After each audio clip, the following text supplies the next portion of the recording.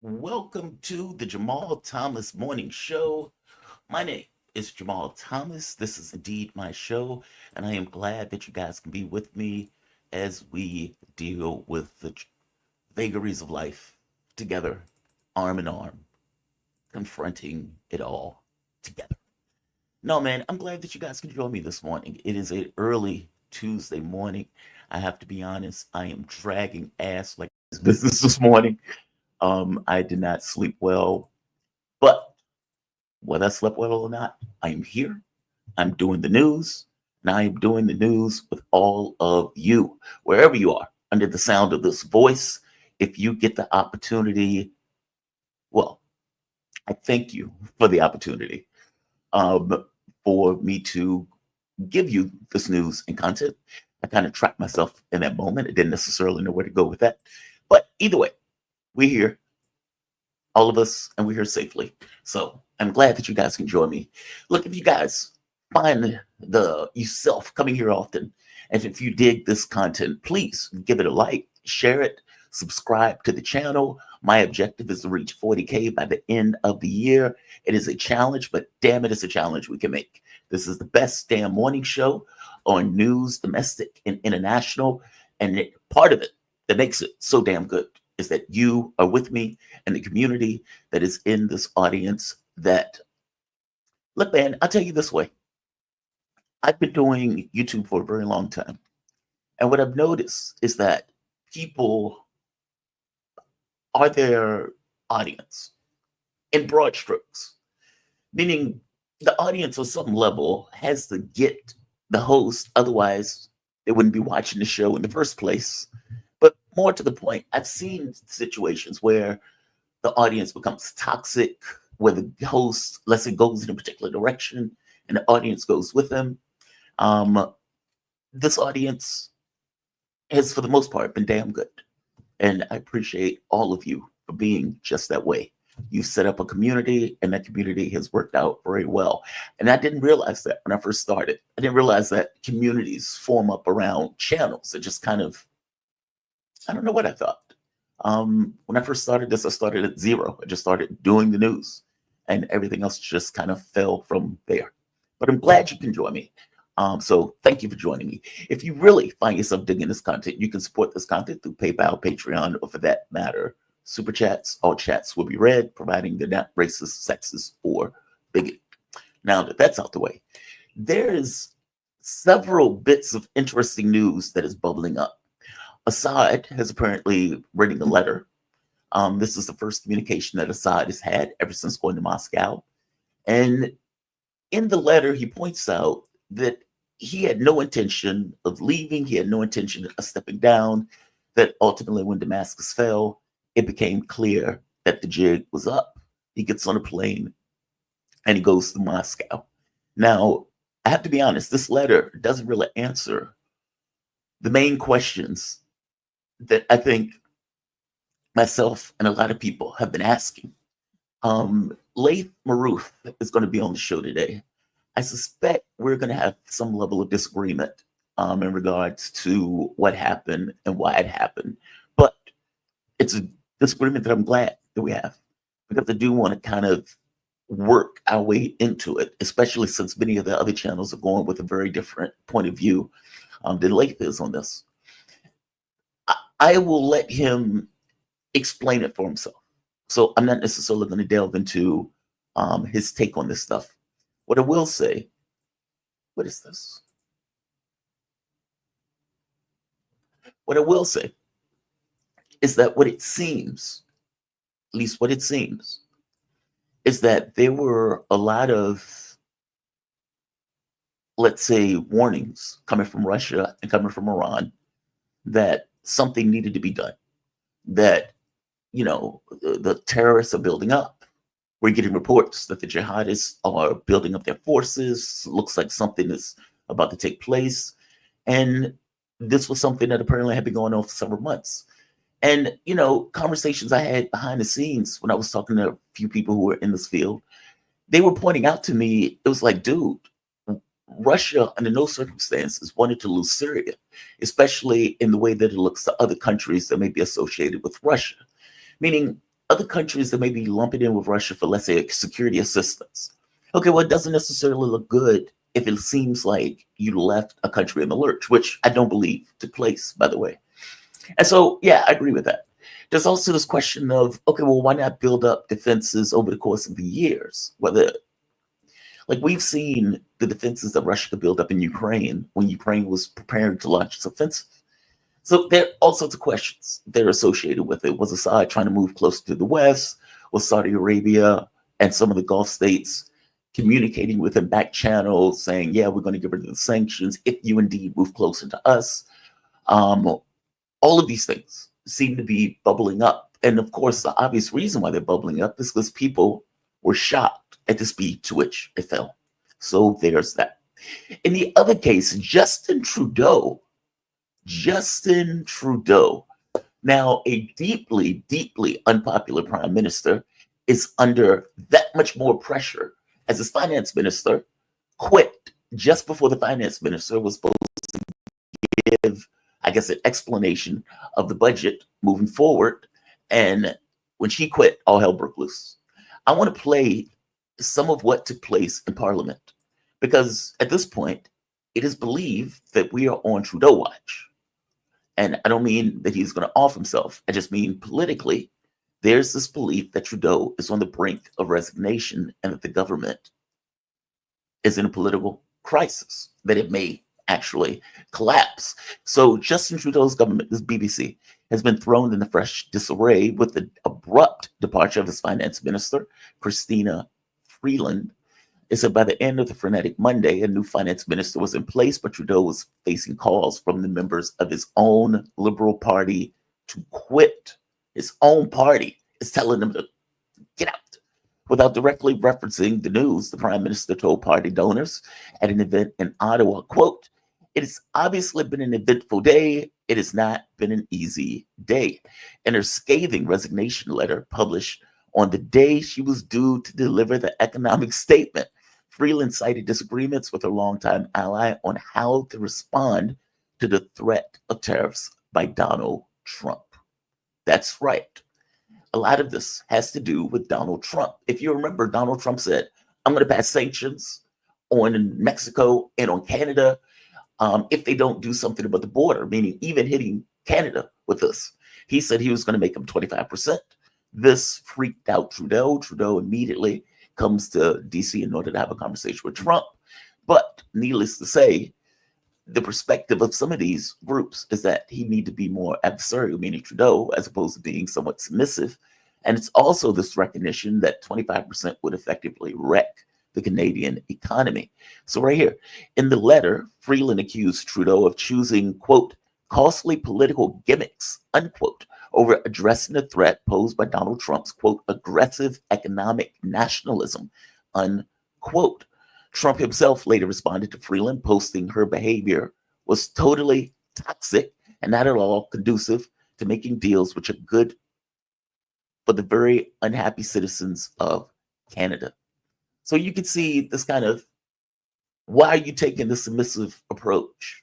You should be more like Mexico, taking a more adversarial approach in regards to dealing with it. So that was part of it. The speeches are just brutal. So this is one speech by a woman in Canadian Parliament. And I'm going to show two of these because both of them are pretty brutal, but both of them are an example of what went on yesterday with a fledgling, failing, apparently on life support government of Justin Trudeau. This is as serious as it gets. The finance minister quit hours before she was supposed to do this, and she doesn't have confidence in this prime minister. No one does. This man is a disgrace, and we need an election now. This is as putting hundreds of thousands of jobs in Canada in danger. People are having a very hard time paying for groceries. Young people can't find affordable housing. And beyond that, we have the threat of Trump's tariffs. And that's putting hundreds of thousands of jobs in Canada in danger. And instead of dealing with issues that are important for Canadians, the Prime Minister is dealing with fighting in his own party. It's clear that the Prime Minister cannot continue. Will he resign today? Yes or no?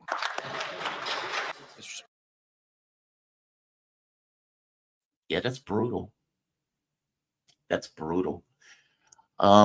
And like I said, these were some of these cases, these are elements of his own party that are effectively asking, hashtag, telling him to effectively resign. And by the way, Singh, the last gentleman you just saw, was apparently a friend of Trudeau, one of his supporters at one point. Not anymore. Not anymore.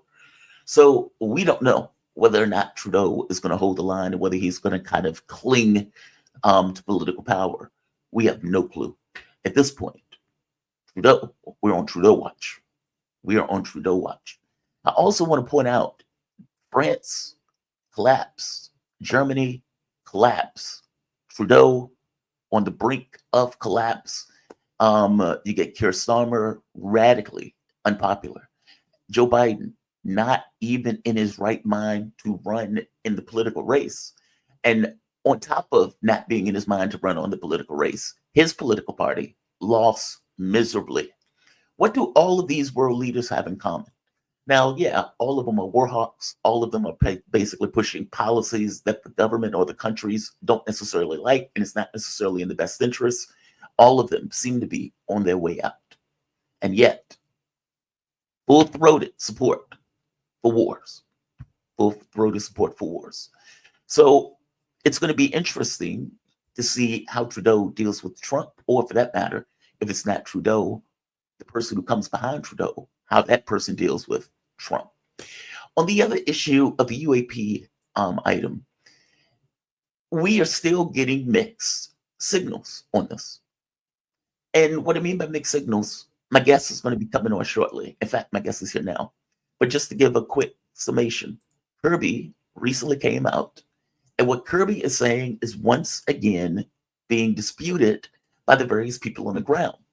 And apparently Schellenberger leaked information about the mayor or the mayors that are in Jersey and listening to what the people are telling them, and just outright rage, because they feel they're being lied to. And considering some of the things that were being said before, considering how that stuff got flipped now, it sounds like they are being lied to. As Donald Trump said, they're covering something up. And Trump even himself saying, I don't know why. They need to just level with the population if they're going to do it this way. But I would like to bring in a good friend of the show, Laith Maroof. Laith is an award-winning multimedia producer and broadcasting law consultant. Laith, how you doing, my man? Welcome to the show. Great to be with you, Jamal. I'm doing okay, best I can be, under these conditions. Yeah, I mean, look, man, my heart goes out to you. I was listening to a show that you did, and it made me realize that I don't think I ever had the opportunity to talk to you about what Syria was before all of this happened. And so it would help, I guess, to give the audience a little bit of context. Before the wars, before the regime change wars that the U.S. was engaged in, let's say going back to 2006, 2007 in the Bush administration, what was Syria like? Give us some context on what the country was before all of this took place. Yeah, Syria was one of, I think, 2 countries only on the planet that had zero international debt. Syria was self-sufficient on all its energy needs, on all its food needs. It was the largest exporter of clothing in the region. It had medium and small electronic and machine industries, producing radios, TVs, all the household electronics, selling to the whole region. So it was the most industrialized in the region and the most self-sufficient. It had free healthcare, free education, and everything was pretty cheap. People would be able to eat whatever they want to, even if their incomes were low. So on average, the prices of things were 10% the price of things here in Lebanon. This was all before the war. And the country also had a reserve of 7 years of all of its essentials, oil, gas, all the grains and what have you. And that was all destroyed by the West and its Wahhabi death squads, and the country impoverished with the occupation of its oil and gas fields and its breadbasket in the northeast. Damascus is the oldest continuous capital in the world. It's also one of the oldest continuously inhabited cities in the world. It fell to the CIA, American colonialist plots, and here we are. And Syria had been. Let me ask you a different question on this also. From your take on this, there we are. Assad released his statement yesterday. What did you think of it? I mean, in the statement, he said he didn't leave right away. He stayed until Damascus fell. At that point, he realized that the jig was up, in which case he flew to Moscow. What did you think of his statement? I mean, the statement was longer than that, but I'm just giving a snapshot of the commentary in it. What did you think of it, though? What were your thoughts? My thoughts is that this is not genuine. It's not written by the president of Syria. It's, I think, written by the Russian government as a way to absorb some of the blame that is coming to them right now. In my opinion, President Assad, as everybody knows, if they can look back on the news cycle a week and a half ago, he flew into Russia 4 days almost before the attacks on Aleppo by the Wahhabi death squads. It was announced by the official Russian media that he was there and that he was there with his family. And so, in my opinion, Russia had held him in Moscow at that point, and the country was made to surrender to Turkey and Israel, basically invasion from both sides, under the agreement of the Russians. Now, what would that agreement have been, and why? I think the agreement would be what Trump is already making deals with before his coming into office. The promise that Trump made is that he will end the war in Ukraine. Simultaneously, he wants to expand the wars in Western Asia against the axis of resistance. Therefore, I guess Russia made the deal that they can hold whatever territory they control right now in Ukraine in exchange for abandoning Syria and leaving the axis of resistance to fend for itself. And I think this is going to be, already is a strategic failure, mistake by the Russians. And they will regret the day that Damascus fell. Now, why do you think that the Russians would even believe the U.S.? I mean, I could go through one agreement after the next where the U.S. lied. Minsk 1, Minsk 2, Istanbul agreements where they blew off, even the JCPOA. All of these were agreements that the U.S. effectively lied about. So why would, in this situation where the Russians have a dominant military position, where the U.S. couldn't do anything about it one way or the other, where they make a deal with an untrustworthy actor? Yeah, I don't think they believe the Americans, but at the same time, they know that the U.S. Getting involved in a war against the axis of resistance will entail the U.S. being busy for the next 10 years at least. And therefore, Russia sees that it's better that the U.S. is stuck again in the Middle East and Western Asia, to give it time to build up itself even more so. I know the Arabic people are the most maligned people right now on the planet, but if it wasn't for the Arabic people fighting and not surrendering to American interventions since the end of this collapse of the Soviet Union, Right. The American military and would have surrounded already China and surrounded Russia a long time ago.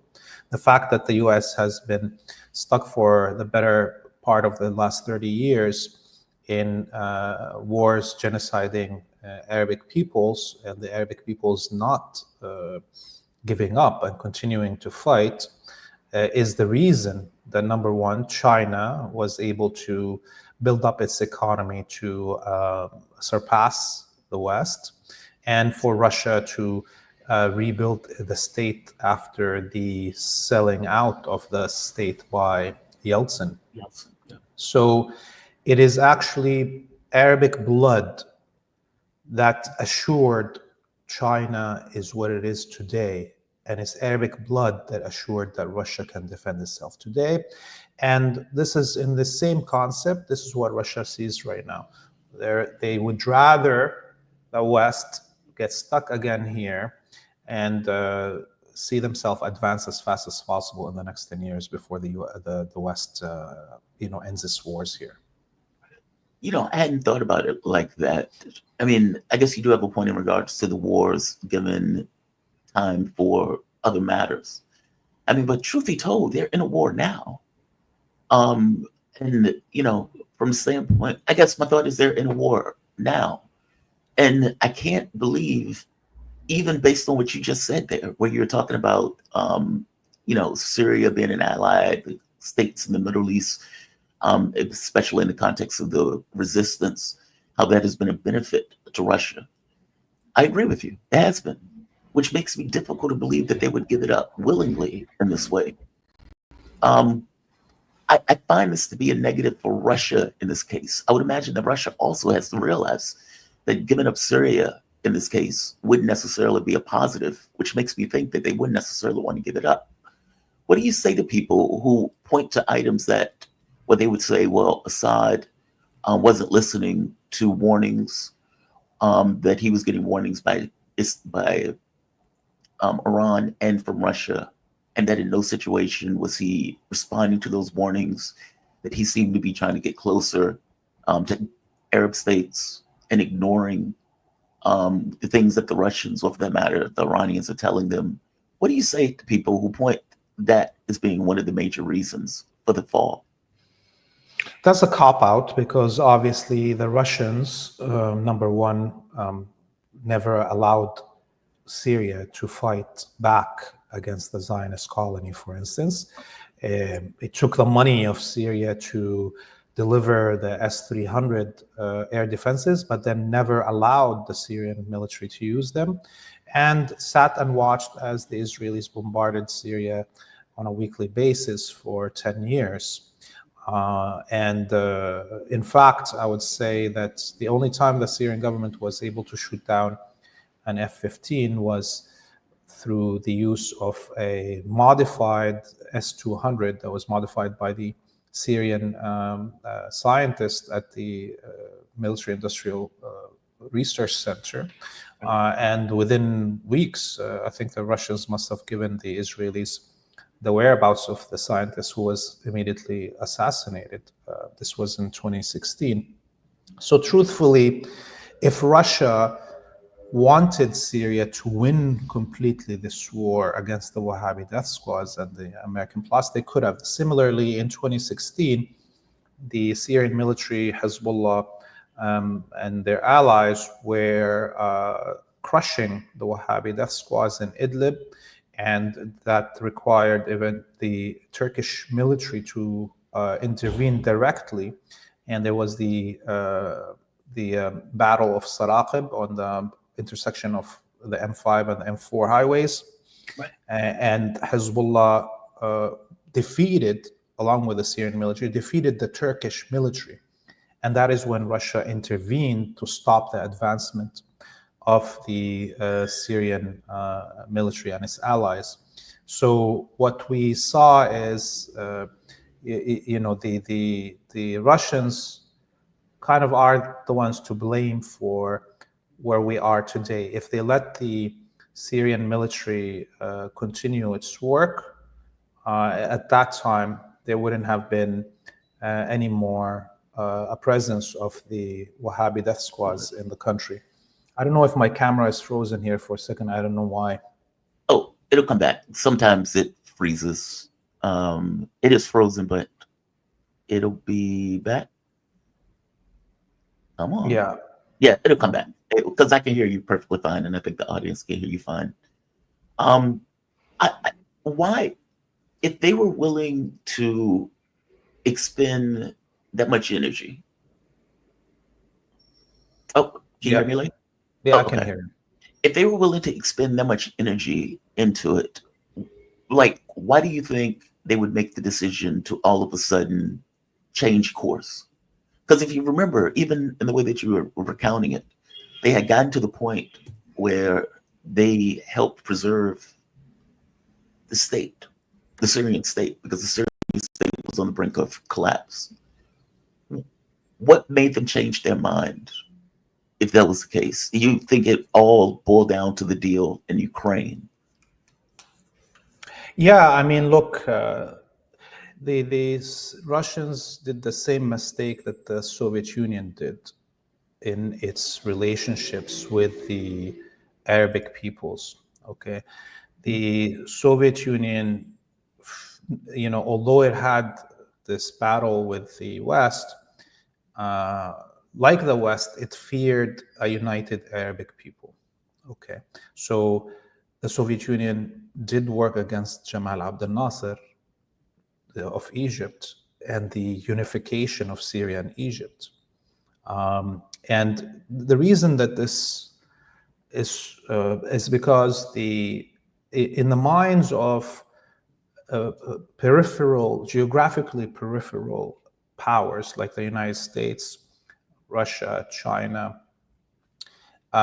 if the heart of the geography where the Arabic people are is unified, then that central power becomes the most powerful, because the peripheries will have to go through the territories of the Arabic peoples to do trade and whatever. This goes back all the way, of course, to something like Columbus and the Europeans wanting to go around the Arabs to reach India, and where they eventually the quote-unquote discovery of the Americas was. So this is still the same logic. If the Arabic people are unified, they become sovereigns and could outpace everybody else, because it's a huge territory.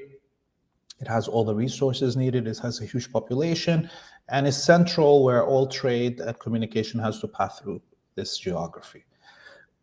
So this I think always pollutes decisions, even in places like Russia or even China.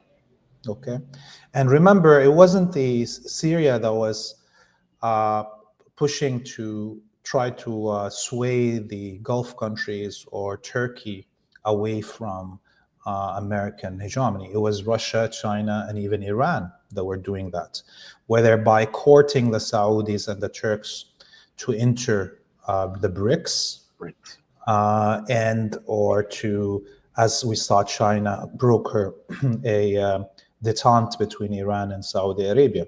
Those were all work of the Chinese and the Russians. It wasn't the work of.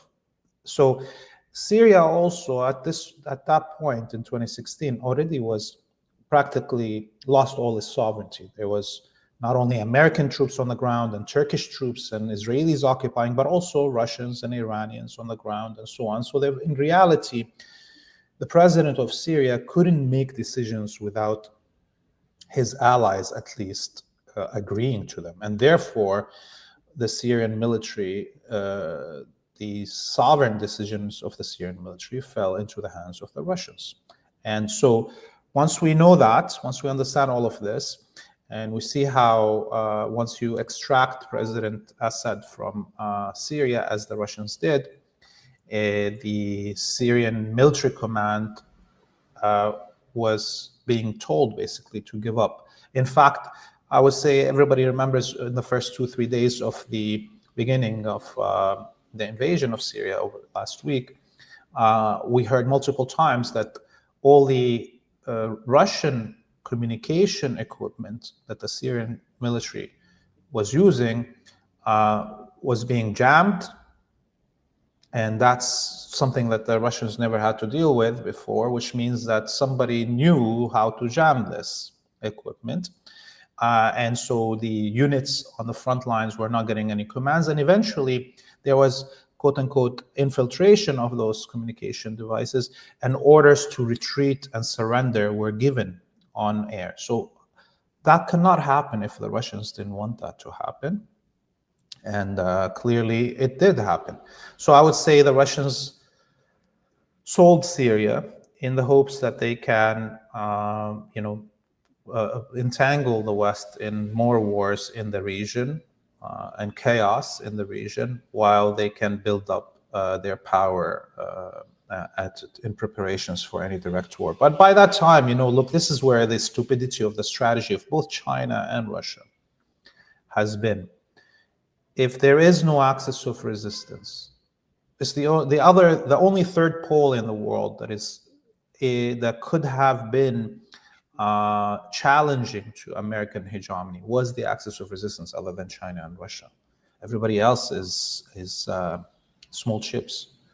Everybody else is if they're alone, they'll be taken over very easily if the United States wants to. For instance, Venezuela, so far away from the rest of the power structures in the world, it could be just isolated and taken over. There's nothing to stop the U.S. at that point from. And remember, it was Iran, for instance, that broke the siege on Venezuela. It wasn't the Russians, right? So once the axis of resistance is gone, and for instance, all the waterways in the world are back under control of the U.S., let's presume the defeat of Yemen, okay, then all the U.S. has to do is close the trade routes on China, and Chinese economy collapses, and China's back to poverty like the 1940s, okay? And similarly with Russia, you don't have to go directly to war with Russia. Once the economy of China collapses and doesn't need to buy Russian oil and gas, and the Russian oil and gas has been replaced by Qatari and Saudi oil and gas that is piped through Syria to Europe, what will happen to Russia's economy? Okay. Late, this is deeply cynical. I agree with your analysis, which is the reason what makes me difficult to agree with your analysis, if that makes sense. Because I agree with you. Like, I have a hard time believing that they wanted to lose Syria in this way. And I know Syria is not anybody's to have. I just mean it in the sense of, especially the blood and treasure that it gave in order to defend Syria.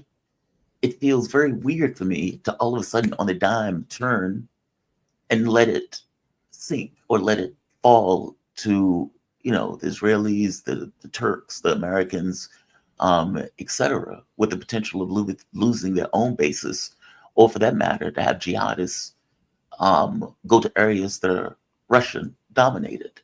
Like, that is a difficult thing for me to kind of get my head around, especially considering they're winning the war in Ukraine, and there's nothing that the United States, or for that matter, Europe, can do about it, short of going to nuclear war.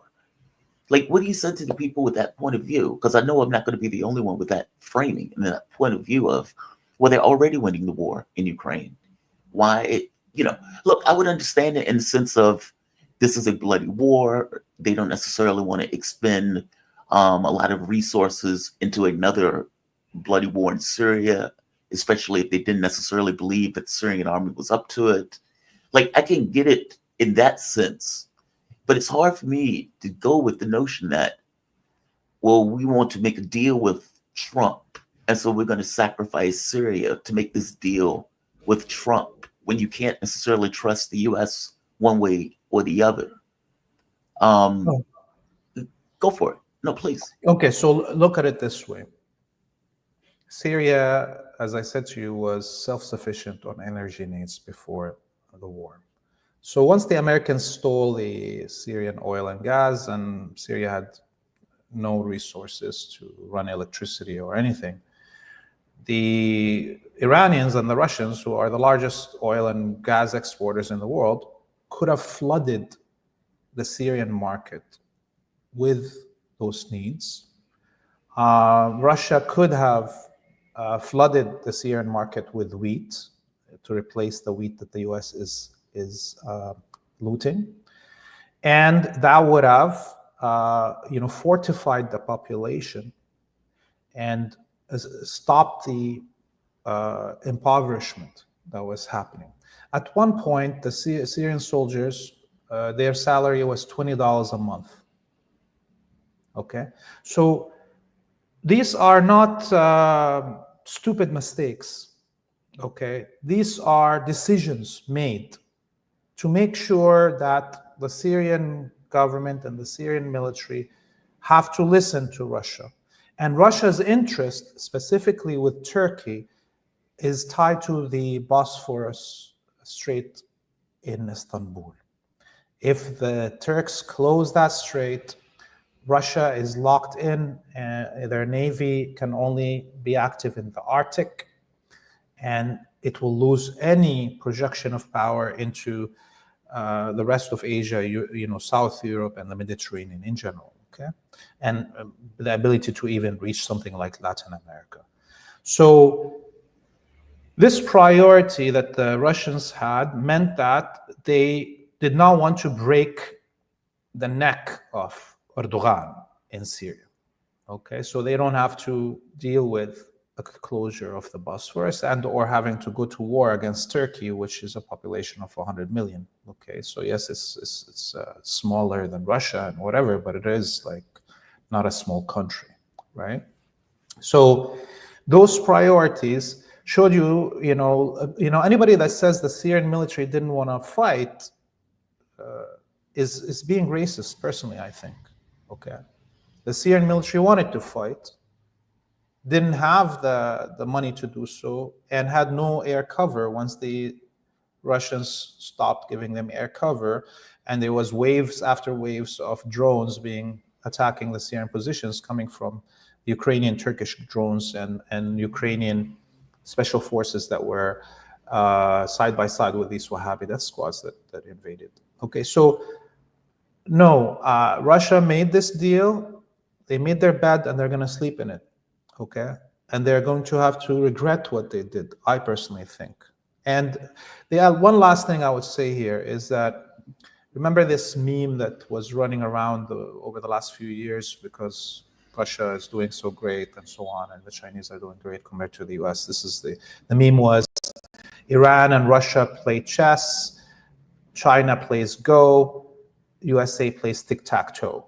And it was supposed to be, making fun of American strategic planning. In reality, the Russians and the Iranians were playing chess, the Chinese were playing Go, and the US was playing chicken. And it just drove over the Russians and the Chinese and the Iranians and the table and crushed them all, while the Russians and the Iranians are planning 12 steps ahead. What we saw is the total bombardment of Lebanon, full genocide in Gaza, total destruction of Syria, while they're still calculating, the Iranians and the Russians and the Chinese. In this reality, all this in thinking and overthinking of things is actually a weakness. What is HTS? Yeah, HTS is the rebranding of Al-Qaeda in Syria, which was a rebranding of ISIS, which was a rebranding of the Islamic State in Iraq. And Al-Jolani, or whatever his real name is, Al-Jolani is a kind of a cover name that they use for him, or an operational name. And specifically, they picked the word Jolani because it means the one from the Golan Heights. just to make him look like he is a nationalist, Interesting. Syrian, right? But Yeah. in reality, he's a Saudi citizen. He's not even Syrian, okay? And he used to be the second, right-hand man, the second in command of the Islamic State in Iraq with Zarqawi, the Jordanian, and was jailed in Abu Ghraib, and eventually somehow released, and ended up being the second in command of what became ISIS with al-Baghdadi, and then eventually flipped one more time and created Al-Qaeda in Syria, and then one more time changed the name into Hayat Tahrir al-Sham, which means the Committee for the Liberation of Bilad al-Sham, the Greater Syria region, the Levant region. And now they've changed his name again. They're calling him Ahmad al-Shara. And again, this is, number one, so they can rid him of the responsibility to liberate the Golan. They dropped the Golani name. Right. Okay. But then they adopted this, you see, while the Israelis are occupying more of the Golan, and they adopted al-Shara name for him because this is one of the most honorable families in South Syria, the Shara family, and the former vice president of Syria, Farouk al-Shara, was, in the beginning of the Troubles in 2012, resigned and stayed in Syria, refused to criticize the government, but refused to support the terrorists. And he's considered as the most beloved politician in the Arabic world over the last century almost, okay?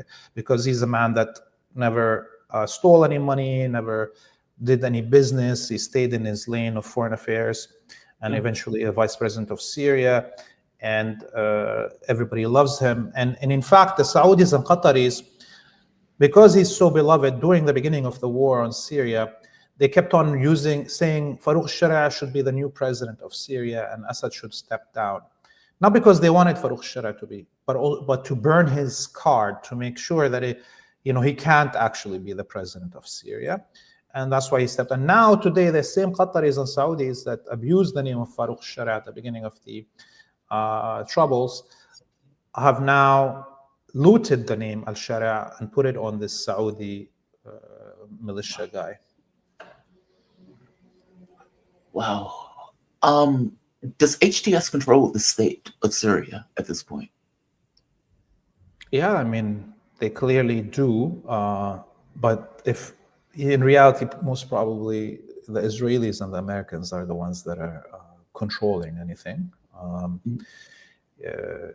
We just heard today that he's going to be disbanding these militias and merging them into the Syrian army. Well, that's what they say. Well, the reason why I say that is these are different groups. And from my understanding, and correct me if I'm wrong, HTS is kind of a small group in association with several groups. Like you have the Uyghurs, you have some of these groups coming from other parts of the Middle East that have just kind of converged. Are they going to be willing to do that? Meaning, are they really going to be willing to give up their weapons, give up their affiliation with whatever small individual group that they're basically functioning in, and go into the Syrian military? I mean, many of these people aren't Syrian, or correct me if I'm wrong, though. Yeah, so right now, as we see, there is an ethnic cleansing campaign happening in the south of Syria, right, where the Israelis are occupying. So more than 100,000 right now Syrians have been expelled from the areas that the Israelis occupied over the last week. And they're occupying now a territory that's larger than the occupied Golan Heights.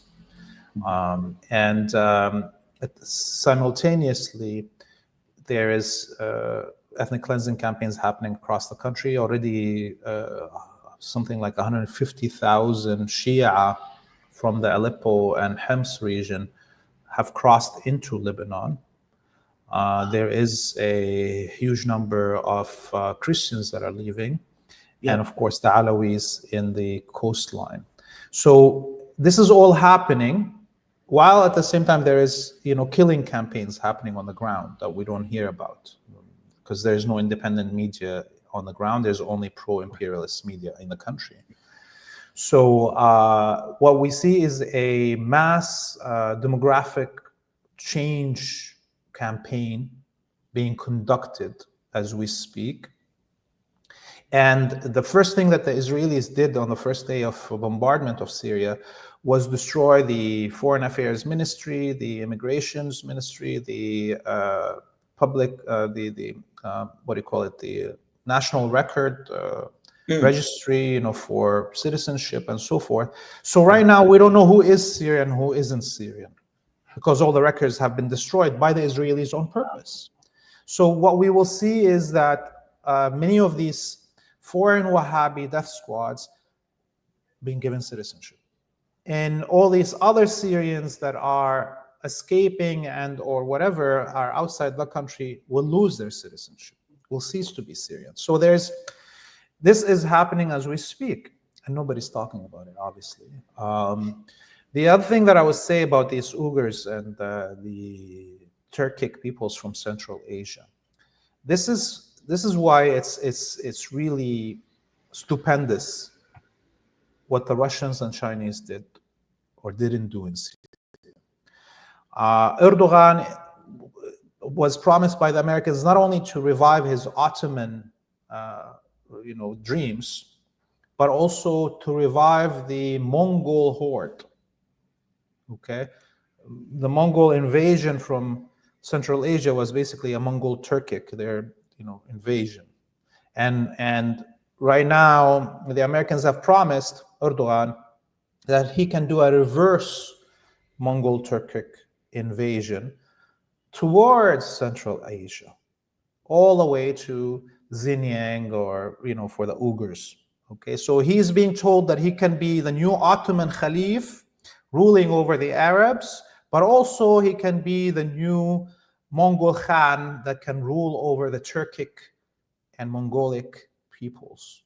And so these hordes of Wahhabi death squads that are from Central Asia, that have been trained for the last 15 years on the fields, the killing fields of Syria, are going to be redirected to create problems in all of the Central Asian countries, and most probably, if things get out of hand, cut off the border between China and Russia, if not even create a terrorist campaign inside what Erdogan and his fellows would call Eastern Turkmenistan, inside China. I'm curious on something else. Blinken, so in some of the reports, there was a report specifically by a Christian fighter. I think they call him a senior commander in the Syrian army. And he talked about how there were several things that were taking place all at once, and it was kind of a fair bit of chaos associated with it.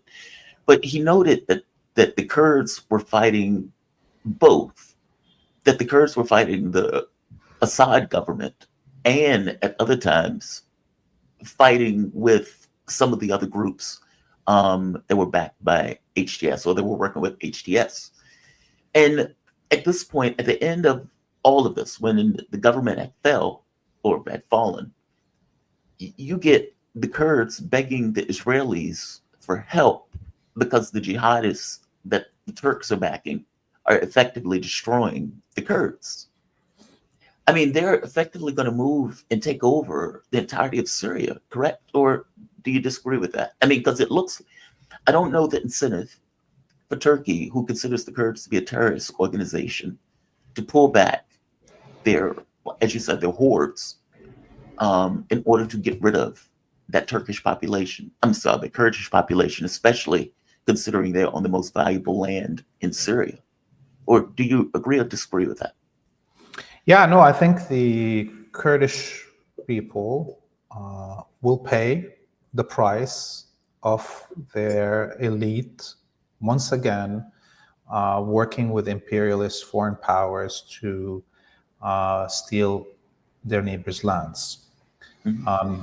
This has been the problem with the Kurdish people, the curse that has been on them for the last 150 years, is they constantly worked with imperialist powers, not to liberate themselves in the Kurdistan mountain range in Turkey, but to loot the lands of Arabic and Assyrian peoples, meaning Christian Syrians, that they see as weaker than them. Yeah. Okay, so now today, nobody in Syria is gonna shed a tear for the Kurds because they, ruled ruthlessly and stole the resources and lands of the Arab and Assyrian peoples in northeast Syria. And I think the United States will abandon them just like they abandoned them in World War One, and they've abandoned them when Saddam Hussein was in the pocket of the Americans, and they will abandon them again because their elite have made them into tools of foreign powers. You shouldn't be surprised when they throw you in the garbage bin after, like a used condom. So this is what's going to happen, and Turkey is already pushing through northeast Syria. They took Manbij, and they're going to take now Ain al-Arab, or what it is called by the Kurdish militias, Kobani. They've been taking pretty much territory, yeah. Yes, and there's nothing to stop them. Why would the U.S.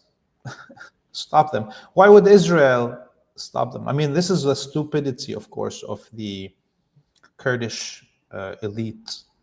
The Kurdish elite also, again, collaborated with the Israelis since the 1940s, both in Iraq and Syria and Turkey, to try to undermine their brothers and sisters, to create a apartheid state on the image of Israel. That's what they were going to do in Syria with this quote-unquote Rojava, this imaginary Rojava. They were going to rule as a minority over the Arabic population. And they were doing like, what's his name? Zelensky, basically. They wanted the new Israel. And well, in the situation, Israel equals ethnic cleansing and genocide, and that's what's going to happen to them. Yeah, they're going to get it. By the way, what happens to the region in regards to Lebanon, for example? I mean, are these areas under threat? And before I even get to Lebanon, can Israel really be comfortable with a consolidated terrorist state that is now on their border? I mean, not to mention, they've been bombing it nonstop ever since the government has fallen. That can't necessarily be something that the population is okay with. Is that going to bite them in the ass at some point? And for that matter, what does it mean for Lebanon or for Iraq or for even Turkey at this point? It just seems very, look, it is hard for me to wrap my head around. I know that the U.S. uses terrorist organizations to accomplish their objectives. I mean, they did the same thing in Ukraine. They would like to use Taiwan for similar function.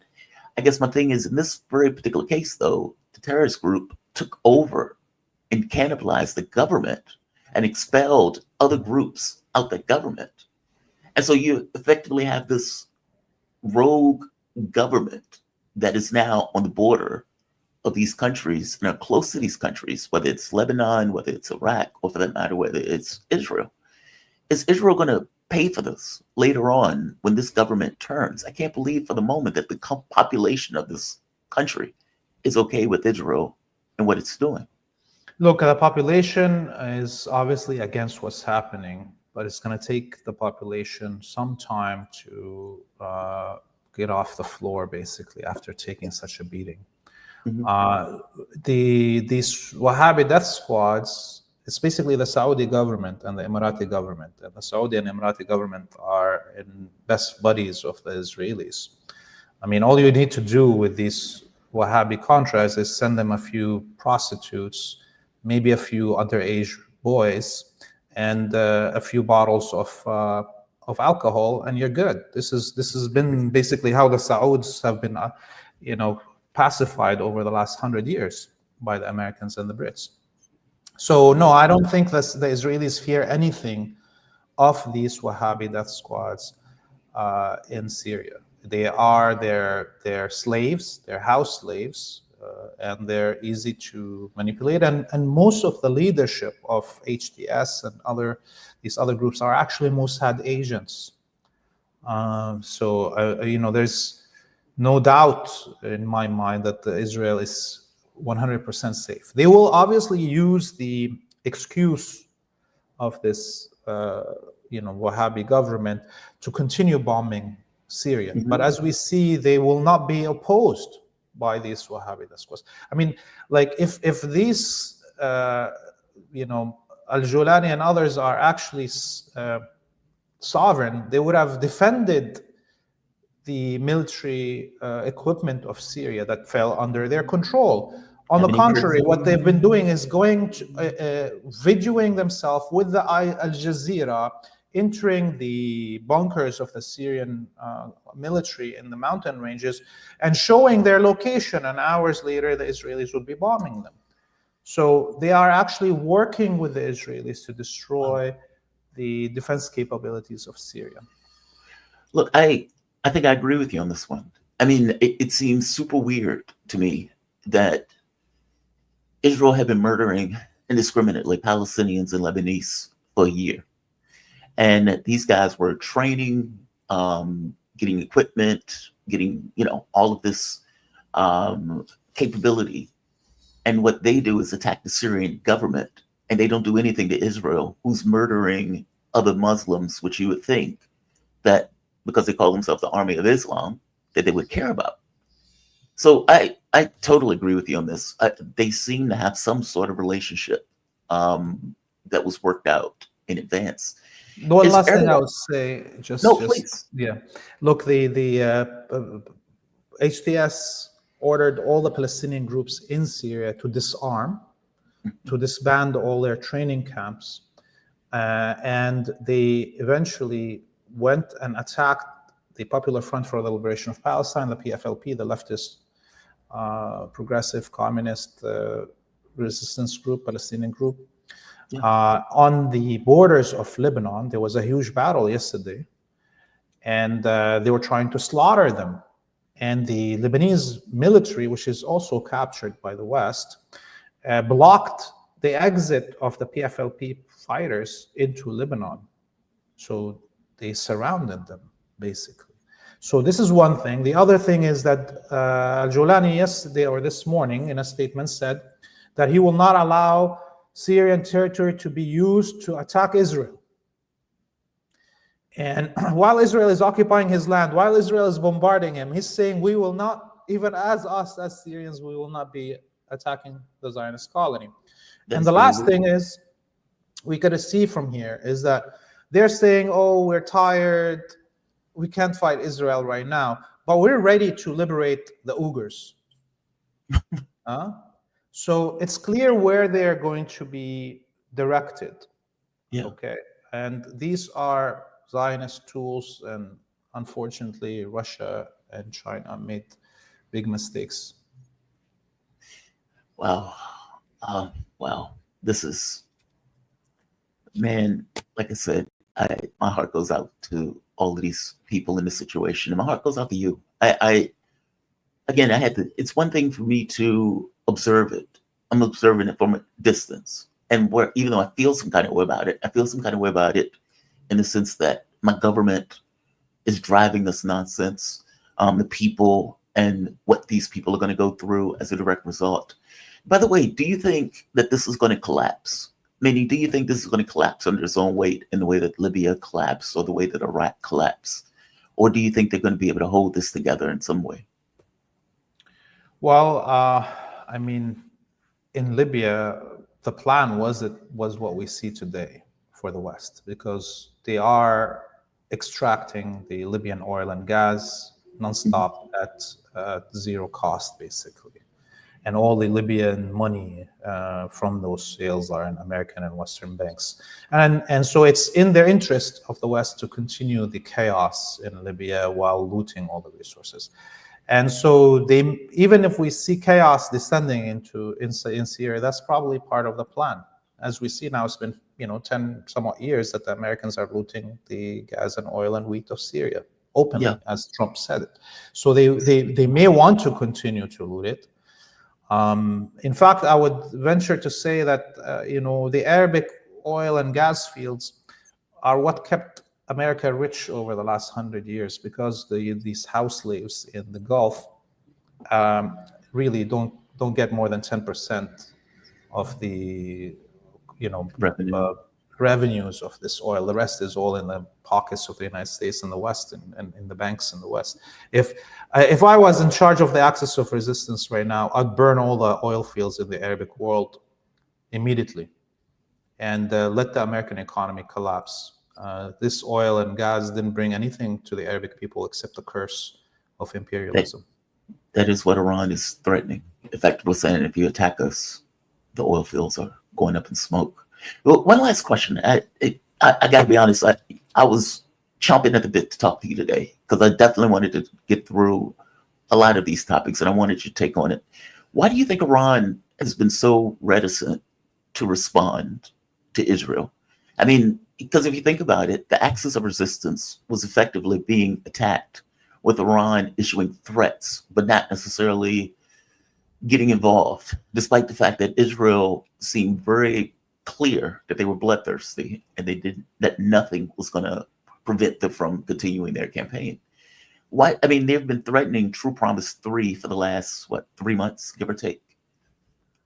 Why do you think that they were less ready or interested in getting involved, especially now since they're on the chopping block? They're next. Yeah, I think Iran has a huge problem in terms of how slow it takes decisions. It's a big country, 90 somewhat million, almost 100 million.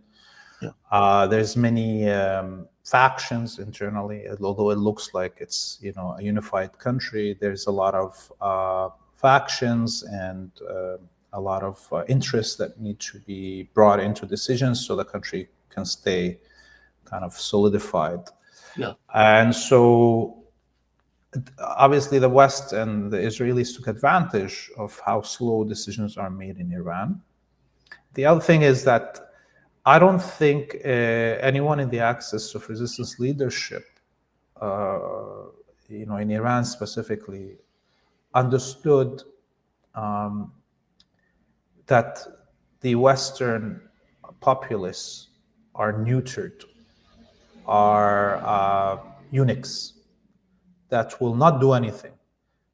I mean, you could understand that in the first 6 months of the genocide in Gaza, the axis of resistance wanted the world to see the genocide being committed. So in order to win the will of and opinions in the world, which they did.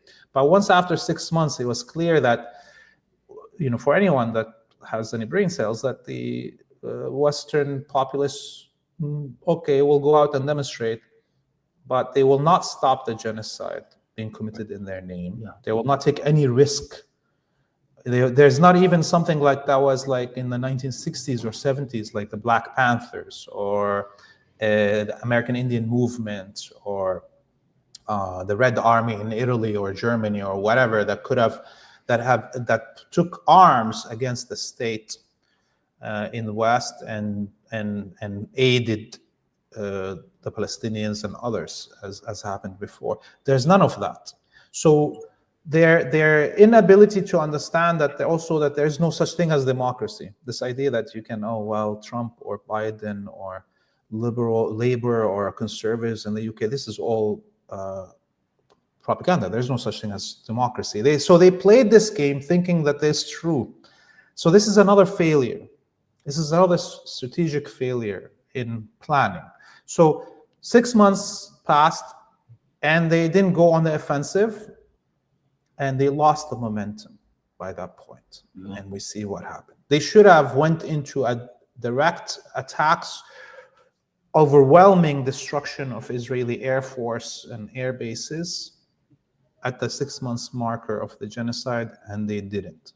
And now they're paying for it. Yeah, I mean, I agree with you. Because the reality of it is they're in the same situation now without any support or resistance to back them up in this. I mean, at this point, Gaza's isolated. Yeah, Laith, man, thank you for this. Laith Maroof He's an award-winning multimedia producer and broadcasting law consultant. You can follow Laith. By the way, Laith, where can people find you? You can find us on freepalestine.video, our website, just to make sure that you put www. We're having a problem there with the video, with the website.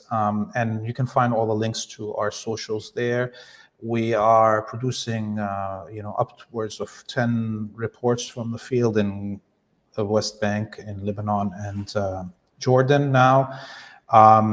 We need your donations. We had an office in Damascus with 4 youth that were producing some of the content that got attacked and looted. We lost all the equipment there last week, and we're having to obviously find ways to extract our workers from Syria so they don't get hung or lynched in the streets.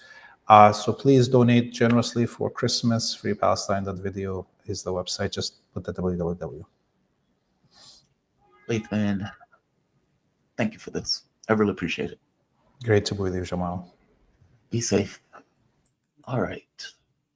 That is. Look, I swear, man, I carry a certain amount of guilt that this country, you realize at a certain point you're not the good guy in all of this.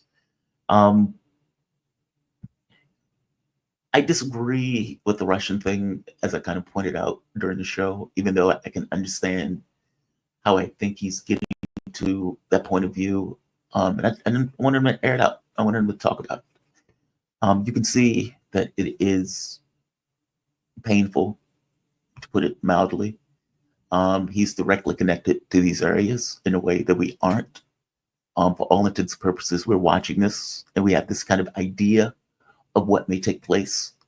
Whereas Laith is on the ground.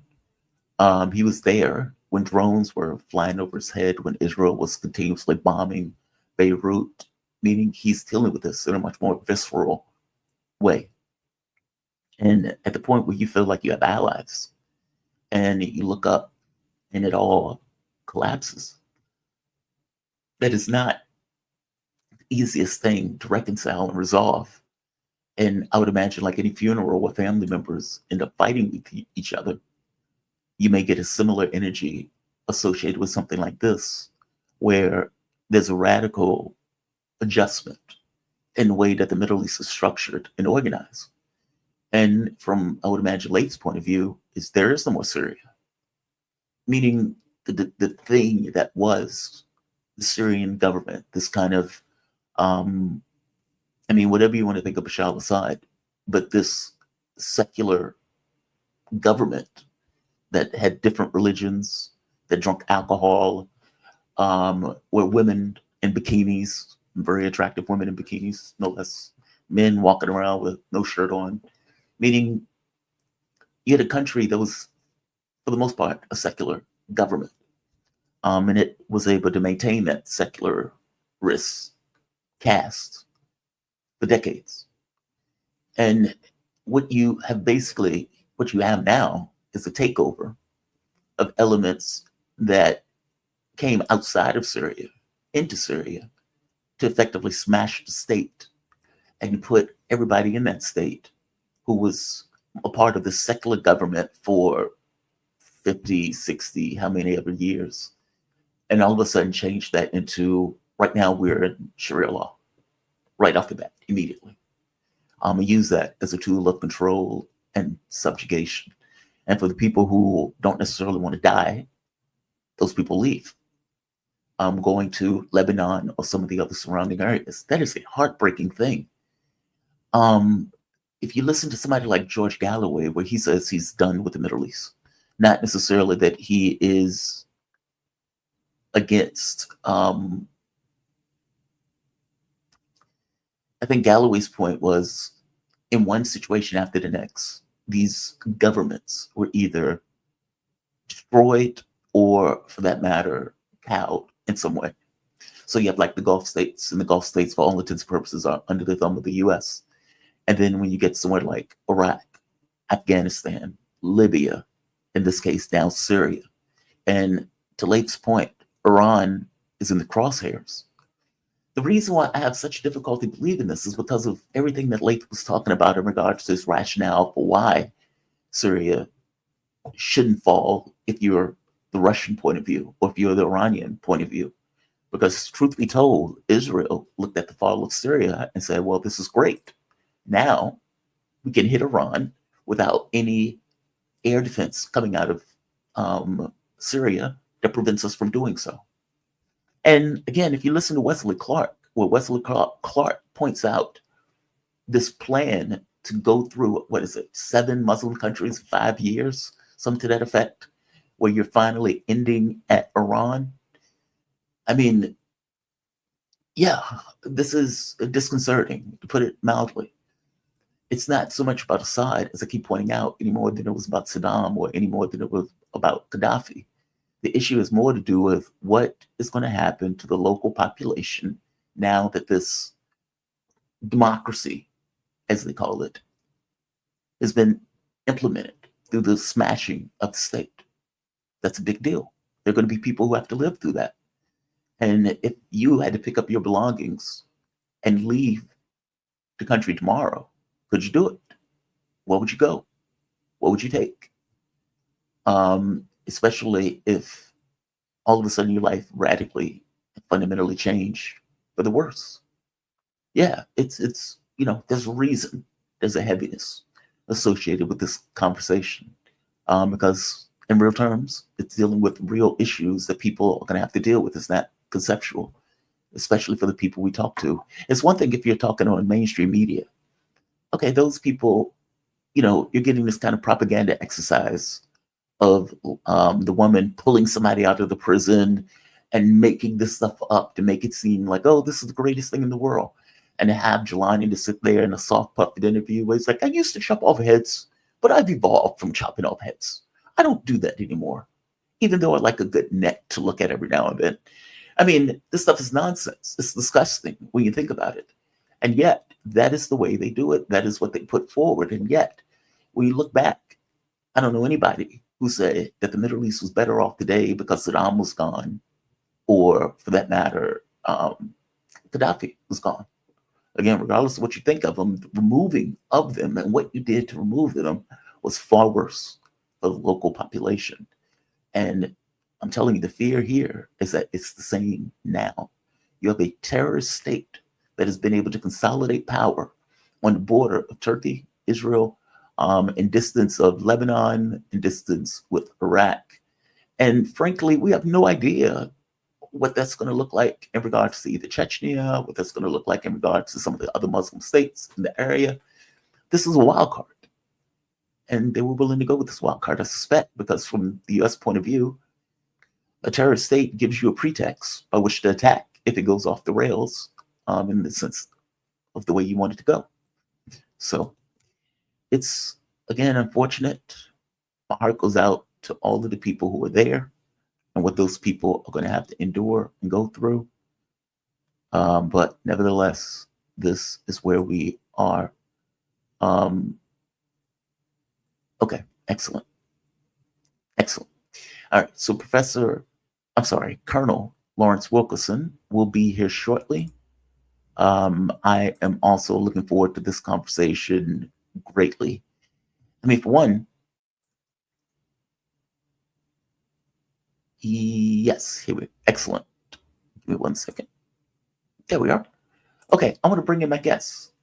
Speaking, I hear that he just popped in. Let me bring him on. There you are. We're joined with Colonel Lawrence Wilkerson. He is distinguishing visiting professor in government and public policy at the College of William and Mary in Williamsburg, Virginia. He also taught 6 years for the University of Honors program at the George Washington University in Washington, D.C. He is also probably best known as retired United States Army Colonel and former Chief of Staff for U.S. Secretary of State Colin Powell. Colonel Wilkerson, man, thank you for joining me. I really appreciate it. Surely, good to be with you. So I guess my first question I want to start off at the very beginning. What happened to Syria? Easy to answer in a very short sentence. What happened to Syria is Israel, the United States, and Great Britain. And footnote, Turkey as an accomplice. Okay. Yes, fair enough. From the standpoint of all of these countries that are getting involved, in the way that let me ask this way. Seymour Hersh points out that this goes all the way back to 2007, meaning the Bush era, where they were changing all the way back to 2002. 2002. Okay, fair enough. I was going back to Seymour Hersh article. So what was the objective in trying to knock over that government all the way back in 2002? The overall strategic objective has been the same since Paul Wolfowitz and his boys produced the clean break strategy, which essentially says, this is a oversimplification, but to make it easy for your listeners, and I'm not doing it too badly, meant creating chaos across the Levant, across Southwest Asia, across the Middle East, even North Africa. This chaos would then ensure not only Israeli security, but it would also ensure U.S. hegemony for decades to come over the region. And that's what the clean break strategy was all about. It started its implementation after 9/11 because that gave them the excuse to do it. That's why we diverted from Afghanistan so rapidly and went to Iraq, because that began it. Now let's pick up on Syria. The theory was, and the briefing was in the Pentagon, that once we pull down Saddam Hussein, which Donald Rumsfeld thought would only take 40 or 50 days, then Assad would be so frightened he would abandon his government, or we would just transfer our forces into Syria and cause him to have to abandon his government. Well, that went to hell in a handbag, as you well know, because an insurgency broke out in Iraq that kept us occupied for almost a decade. So at that particular time, President Bush turned to George Tenet, then the director of Central Intelligence, and said, make Assad fall. Money's no object. And ever since then, we've been doing that. President Obama picked up on it in 2015 and actually passed a presidential finding, if you will, that said that was our purpose and added billions more to it. And the Congress, of course, passed legislation to that effect. So for many years, at least 20, and decidedly for at least a dozen, we've been trying to overthrow Bashar al-Assad. Wow. And he has been clinging to power up until effectively this particular point. Why do you think this was the time where he wasn't necessarily able to cling to it in this moment, even though, I mean, in 2015, he had lost like the majority of that country, fought like grim death in order to maintain power in that country with the help of the Russians and with the help of the Iranians. Why do you think this was the moment where it all fell apart as opposed to back in 2015? It was all building towards this, of course, but no one was going to predict the specific moment. And I frankly think it came as a surprise to Ankara, Washington, and Jerusalem. A big surprise, as well as the poodle of Washington, London. They didn't realize that what they had done what they were doing, I should say, had been so effective in destabilizing Assad, and Assad added to it majorly. Now, go back and look at the sanctions we put on Syria, and you see one of the reasons Assad fell apart himself, because the sanctions were devastating. They were absolutely devastating. Add to that the droughts that Syria had experienced, some of the worst droughts in Syria's history, if not the worst, 2 years in a row, killed their farm products and their agricultural industry. You had soldiers in the Syrian army who were, let's say, paid $200 or $300 a month, U.S. equivalent. They then were being paid $20 or $30 a month. If you had a family, you were coming apart at the seams. And Assad refused to listen to the Iranian council or the Russian council, both of whom told him, this is happening to you. You need to do something about it.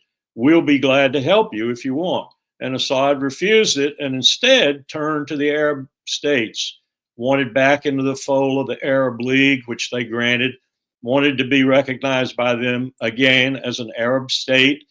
And they turned their backs on him, really. They acted like they wanted him back, but they essentially aided in the process of bringing him down. It's a very complicated story, but the end product is it happened a lot faster than anybody imagined. And so now you have Turkey exploiting it in the northeast. You have Israel exploiting it to the tune of having tanks just outside Damascus and having taken over Mount Hermon, the exquisite ski resort in the area, and having Israelis on platforms beneath with binoculars looking into Damascus down that basically empty territory around the road to Damascus. And you have Bibi Netanyahu maximizing his taking of land, if you will, to protect the Golan Heights, and no one knows where that will stop. And you have Turkey trying to eliminate its main enemy in the northeastern part of Syria, the Kurds, and the United States is backing those Kurds. So you have a terrible mess, really, but the mess adds, as I said, to the purpose, strategic purpose of our plans to create chaos in the region. But I mean, but this is not really chaos anymore at this point. I mean, well, it is chaos, I guess. Yes, but what I'm getting at is it's not. Yes, the Kurds are going to be fighting the Turkish-backed jihadists, and that's taking place now, where the Kurds are losing more and more territory. And I guess that breaks into two questions. One, the U.S. is not going to have any control over Turkey, meaning Turkey has every incentive in the world in order to allow those jihadists to crush those U.S.-backed Kurds. Or is that true or false? Before I get to the next question. It's true to an extent, but I don't think, unless Turkey actually deploys mainline forces, it's not going to defeat these Kurds. These Kurds are relentless fighters. We found that out with the Peshmerga in northern Iraq. They stretch all the way from northern Iraq through Iran over to Syria, and or through Syria over to Iran. And they are looking for an autonomous entity in each of their enclaves. Now, at any moment, if the Kurds could find leadership that would merge their interests, so to speak, and combine their efforts, they would be a formidable force. But even individually, and particularly in Syria, they're a pretty formidable force, especially with the United States behind them. Now, we've done in the past, you know this probably, we deserted them in northern Iraq after the first Gulf War, and essentially left them to their own devices. So I wouldn't trust the United States were I the Kurds any further than I could spit. In fact, if I were anyone in the world, I wouldn't trust the United States any further than I could spit. Ukraine is a perfect example of that. But it's a mess up there. And I haven't even added that we have troops and contractors throughout that region of Syria because we're stealing Syrian oil and pumping it to Israel. We've been doing that for some time. Well, that was kind of my point. I would have thought that the Turkish-backed rebels would have wanted that back, meaning regardless of the fact that they were trained, supported by the U.S. and everything else, when it came down to it, it seemed that Turkey was the one that was in charge of it in regards to the payroll. And so I would have imagined that those jihadists want all of Syria, including the most wealthiest parts of Syria. Hence, the conflict that they're having now with the Kurdish forces in the north. Or am I getting that wrong? No, you may be right in terms of their overall objectives. I don't think anyone, I'm not even sure Mohammed al-Sholani knows what their overall objective is, frankly. But I think he's tactical every day. He changes his views every day. But they're taking on the United States if they do that. And that's a formidable take on any way you look at it. So I think they're going to be very reluctant to go up in what is essentially an Alawite area, but in an area where the United States has forces, limited forces to be sure, but it is the United States. It is the stars and stripes that are flying over them. And they've been there for a long time, and they have very established camps, 5 or 6 of them. And I don't think they're leaving. And they also have Jordan behind them, and they have Iraq behind them. You know, just this morning, I was reading how the Iraqi Shia militias are pouring, I don't know whether that's the right word or not, into Syria too, to add to the contention. So Jelani's got a mess on his hands at best. And at worst, he's got a civil war on his hands that will mean the utter destruction for a long time to come of what we know is the state of Syria. Well, does HTS even control Syria at this point? Meaning, is it a oh, okay. No, they don't. Not in the sense that a sovereign state has a military capable of defending it. No, because Syria is not a sovereign state anymore. Right. At this point, it's being carved up by multiple countries: Yes. Israel, Turkey, America, etc. Wow.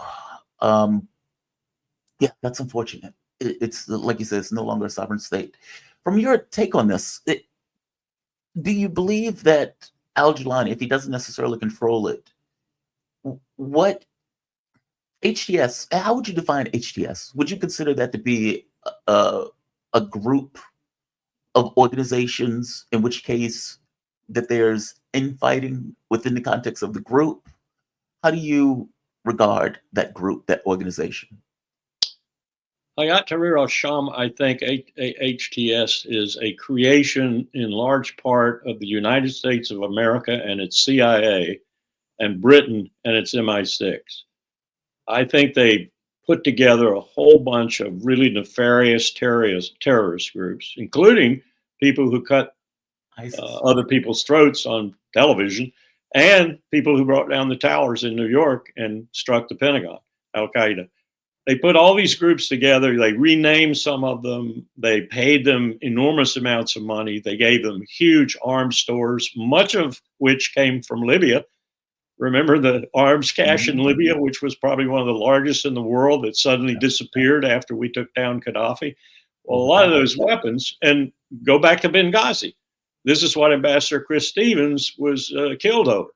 The arms transfers that he was not necessarily looking forward to orchestrating from his own perch.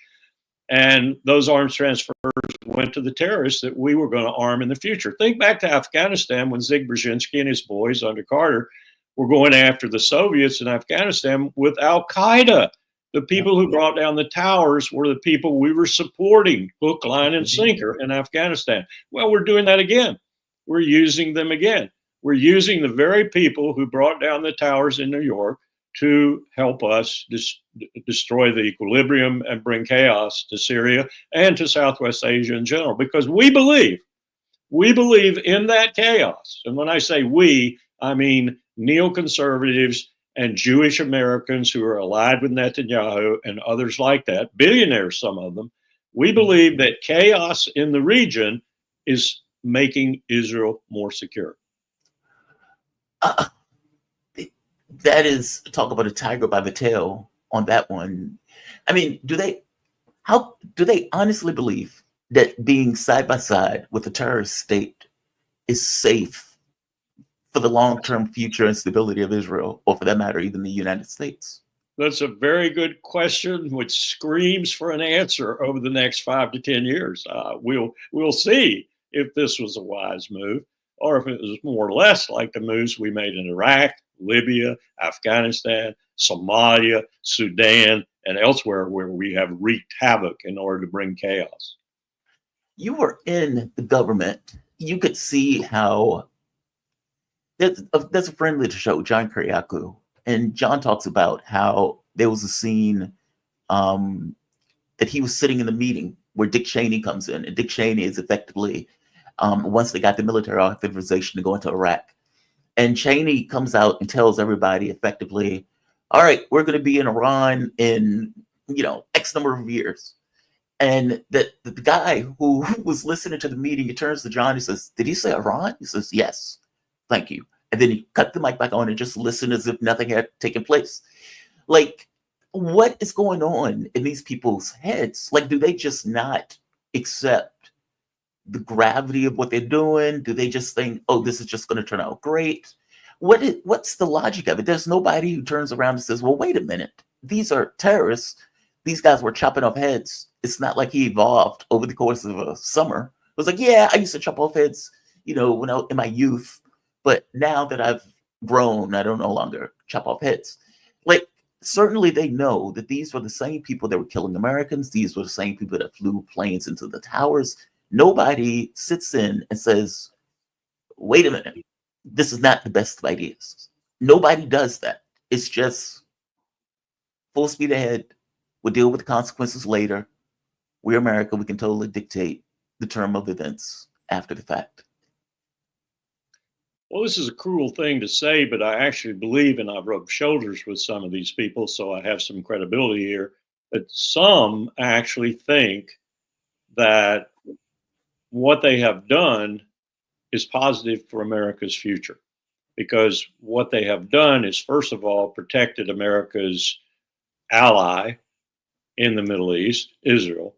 And second, they have begun the process through the chaos they've created with sanctions and military action and proxy wars, think Ukraine, of reestablishing what was a slipping American hegemony over most of the globe. And they're right about that. It is slipping. It's slipping majorly.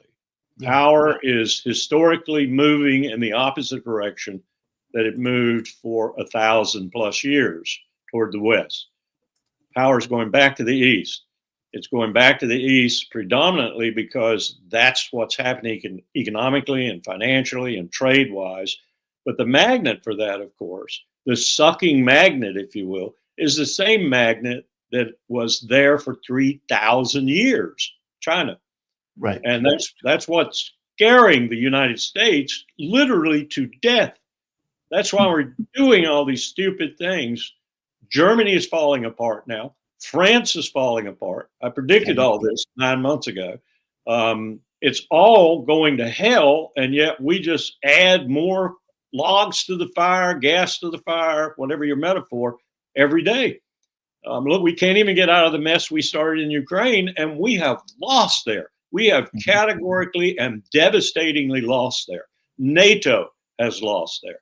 So we just keep reinforcing failure because we're so scared, so frightened that that power shift, which is taking place inexorably, is going to hurt us. And it will. It will hurt us economically, trade-wise, and otherwise. But it's going to hurt us even more so because we're so inept at handling it. What does this mean for Russia now that Syria has fundamentally collapsed under this model? Not much of a loss for Russia, really. You can say that, oh, okay, if their two bases in Syria are abandoned, and it looks very much like they're going to be, will they transfer the flag to Iran? I doubt Iran will do that because Iran right now is taking somewhat of a licking too. So it's seeking, I think, underneath the covers right now, it's seeking with the new Trump administration to effect a new deal on stopping their nuclear program. So there are talks, I think, secret talks going on right now to that effect. So the dynamics have shifted somewhat, but it hasn't hurt Russia that much because Russia still has its access to the Black Sea, even more so now, possibly, if they keep on with this war. I have said all along, or the military in Russia at least, maybe not Putin. Putin sees a downside to this, but the military, I'd be saying, go on to Odessa. I want to own the whole north shore of the Black Sea. And Odessa is the most important key to that. And they could go on to Odessa pretty easily. It wouldn't be easy militarily because Odessa is full of people who will fight them to the death, not for Ukraine. They don't give a hang about Ukraine. What they care about is the crime in Odessa, which is one of the richest criminal centers in the world. So they would fight tooth and nail. Think of invading the docks of New York when Lucky Luciano was running them. Should be funny. But nonetheless, it just shows you how Russia's not been really damaged that much. And we will see some developments that Russia will conjure out of whole cloth that will be as frightening as anything was in terms of their bases in Syria for the Mediterranean. I guarantee you that, especially if we continue this insanity in Ukraine.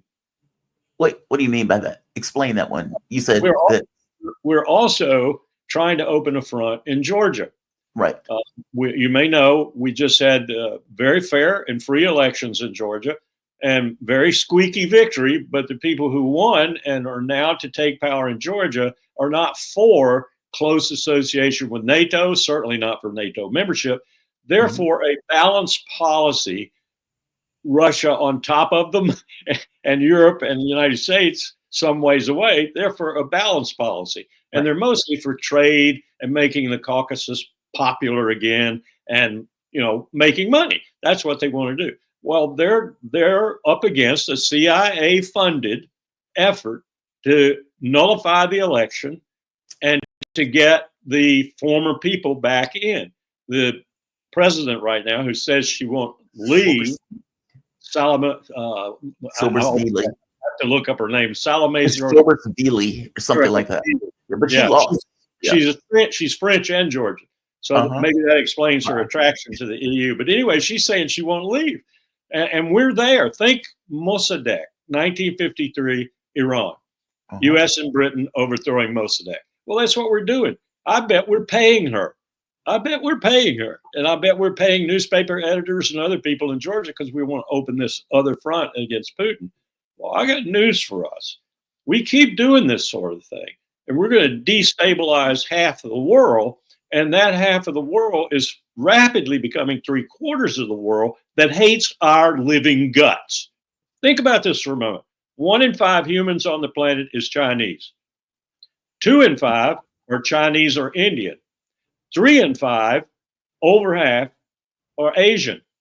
That's where the power's going. That's where the money's going. That's where economic success is. That's where trillions and trillions, the BRICS countries, plus the 14 that now have said they want to be a member, their combined GDP is over $70 trillion.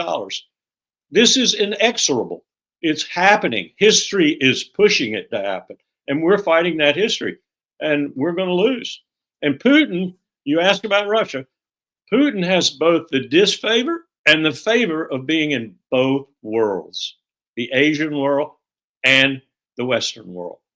And that's a problem for Putin. There's no question about that, because he's fighting the tensions at both ends, as it were. He's fighting against China being the hegemon, even though they're a tacit ally now because of Ukraine.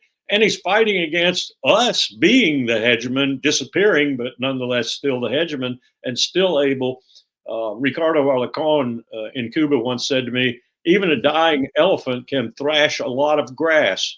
Well, that's what we're doing right now. We're a dying elephant thrashing a lot of grass, and that grass are human lives, particularly in places like Gaza, Lebanon, and other areas where Israel just is indiscriminately killing people. Look at what they've done to Syria now. Yesterday, the strike total was over 800.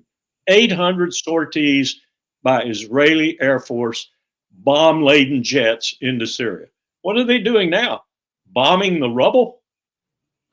The U.S. doesn't get how radically this kills any notion of credibility across the globe.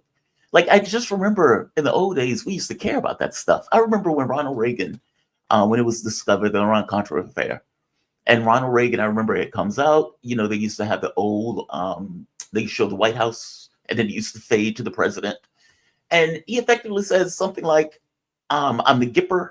I didn't know anything about this, but the buck stops with me. And so, there's that. And people, it was a crisis. Like, people were freaking out, like, oh my God, they were having hearings and everything else. And it was like, I can't believe the US is doing this. We've been overthrowing governments. This is outrageous. Now, that doesn't really matter. It doesn't get publicity. It's something that is just kind of is what it is. Like, this stuff just seems to be a radical loss of credibility. Do they just not care? Or as social media made things so transparent that it's not easy to hide? Give me your take on this. Because it does seem to be a change in the way that we've operated. Or is it just the threat of losing that hegemony is so significant now that we don't really care about the loss of credibility? We're doing what we have to do in order to try to maintain our status. Well, your latter point is probably the operative point here. But let me point out, and this is my special field of study, that from 1953, when we overthrew Mossadegh in Iran, to 1954, when we overthrew Jacobo Arbenz in Guatemala, to a host of other similar activities, all the way up to Chile in 69 and 70 and 71, when we overthrew Salvador Allende, a heinous thing to do at the time, put Pinochet in power. We've been doing this. But you're right, we've been a little more circumspect about the publicity. We've had presidents who put a fine patina on these actions. Some didn't even have to talk about it, like Eisenhower in 53.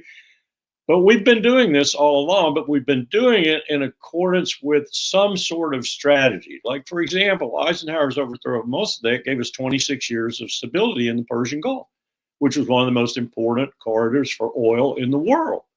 And we had a Shah there who was our protector of that for 26 years. Now, you can argue it produced the revolution and the problems we have today, and you would be flat right, no question. However, today, as you insinuated in the latter part of your comments very accurately, we have lost our equilibrium, strategic, operational, and otherwise. We just don't care what we do anymore because we're so desperate to preserve our power. And we don't tell the American people about it. Look, the Congress is involved in nonsense from day to day to day to day. You got Kennedy from Louisiana acting like an asshole. You got Josh Hawley from Missouri acting like an asshole. And on the Democratic side, you got Schumer acting like an ass. They don't care about anything. They don't care about their voters anymore because they buy their elected seats. They buy them from Lockheed Martin. They buy them from big industry. It's not the people's representatives anymore. And what you have in the White House are people who are brain dead, first of all, and second, tied to Israel with an umbilical cord that is unbreakable, and third, absolutely unconscious or oblivious to what we are doing in the world with our policies of sanctions and force. Because that's our policy. We do not have any diplomacy anymore. We do not have any foreign policy. What we have is bombs, bullets, and bayonets, and proxies who can do that for us, like Israel, and on the other hand, sanctions. We have 1/3 of the citizens of the world under some sort of sanction now. 1/3. That's not going to endure. It's going to make us a pariah. I would argue it has made us a pariah. How did it get to that point? Because it wasn't always that way. I mean, I get the sense, and this could just be historical, blinders, but I get the sense that we were at some point had this argument of we're freedom, we're justice, we're love and light, we're open media. This is what we are, and we're proud of it, especially in contests with, let's say, something like the Soviet Union, where we would say, well, we're clearly the better alternative, and the world can kind of make their judgments in regards to what they wanted. That's not really true today. I mean, what the argument that they're using today is multipolarity, this idea that we should have a multipolar world. We don't necessarily want this notion of hegemons. We're going to deal with each other as equals. We're not going to sanction. And that argument is a soothing argument in comparison to we're exceptional, everybody else is, vassals. We want to maintain our hegemony. The hegemony argument seems like it fails in comparison to we're equals, and yet they run with that argument without any issue, and Europe backs them in that argument. How did we get to that point? That part is fascinating to me, how it changed. Again, you're in my area of expertise, university professor speaking. Basically, what I taught was fateful decision-making from 1945 to the present, and I encompassed in that Harry Truman's decision in Korea, all the way up to Obama's decision with regard to Libya. And by fateful decision-making, we meant in our seminars, we meant a state making decisions that sent young men and young women to die for state purposes and to kill others for state purposes, war and covert operations. And we studied everything from 1945 forward, all the way up to Libya. And my students, I think, would have come to a conclusion, I hope they did anyway, that it was getting worse every day that went by during that half-century plus period. Yeah. And after 9/11, it just went absolutely insane. 9/11 was an excuse, for example, for the neoconservatives to do what they did.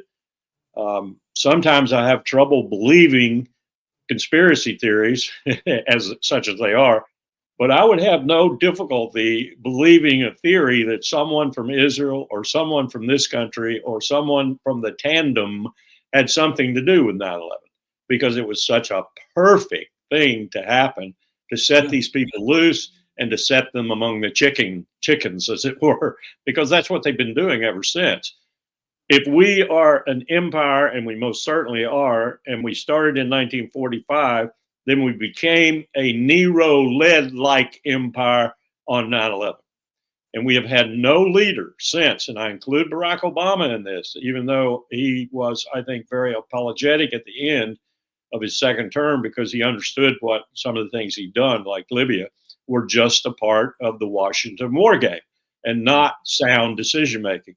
I actually met with Obama in the Roosevelt Room in the last year of his administration. Ostensibly, he was going to thank us, along with John Kerry, his then Secretary of State, for our work on the JCPOA, the nuclear agreement with Iran.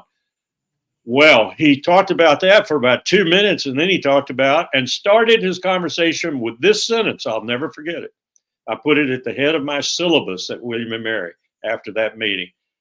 There's a bias in this town toward war. This is out of the mouth of President Obama. And then he told us he didn't know what to do about it. And he was right. I mean, I wanted to tell him, I teach this stuff, Mr. President. You're right. And you can't do anything about it because it's beyond the president's power to do anything about it. And Donald Trump is just a joke because he thinks he can do something about it. He can't. The powers are too big for him to control. And he'll just make a bigger mess of it than any previous president, probably. Anyway, it's empire in decline. It's empire in decline. Throughout history, 5,000 years of history, this is how empires go out. So from your, just two more questions. From the standpoint of Donald Trump, why do you, he has been making this argument that I'm going to end wars, not start them. And then he put every creature and swamp monster that he could find into his administration. Like, certainly this is a joke, right? Or do you think he's trying to get some kind of weird, yeah, I'm going to have Tulsi Gabbard, RFK, I'm going to have Matt Gaetz. These people tend to be less inclined towards war, at the very least talk about it. But then I'm going to have Hegseth, Rubio, and I forget some of the other swamp monsters that he's Arch neoconservatives. Exactly. Rubio could be put at the head of the pack of neocons. How on earth does he believe he's going to manage this group to be less inclined to war as opposed to predisposed to it? I mean, I tend to think people of policy, if you're putting those people in policy positions, it gives some kind of context about what you're going to get. Or do you think he's playing some kind of 10-dimensional chess in this? What are your thoughts on this? I'm not sure Donald Trump knows what he's doing from day to day, and I think he makes it up as he goes along in many respects, but based against a political tapestry that he understands very well. I've got to keep my MAGA boys happy, my MAGA girls happy. So that's what he's really pushing all these decisions against, ultimately. I don't think any of these cabinet picks will be in office in 9 months. I think they'll all be fired. Will have left. It'll be a repeat to a certain extent of the first Trump administration. I do think, though, there's a very, very huge misunderstanding about Trump being anti-war. He's not anti-war. He's just anti-stupid wars that will make him political gain to denounce them. But in terms of starting wars or doing wars himself, I mean, this is the man who killed Soleimani, who was a member of the Iranian government, mind you, and set the precedent for what's just happened in Moscow, for example. Ukraine apparently killed that Russian general on the streets of Moscow. This is not something you wanted to get started, but we have started it. And to a large extent, that strike against Soleimani said, hey, if the empire can do it, we can all do it. He was a member of the Iranian government, and we struck him in Iraq. He was on a peace mission, too. And we struck him and killed him. So I think Trump has been taken in the community of those for or against war as being in the against war community. I think that's a false conception altogether.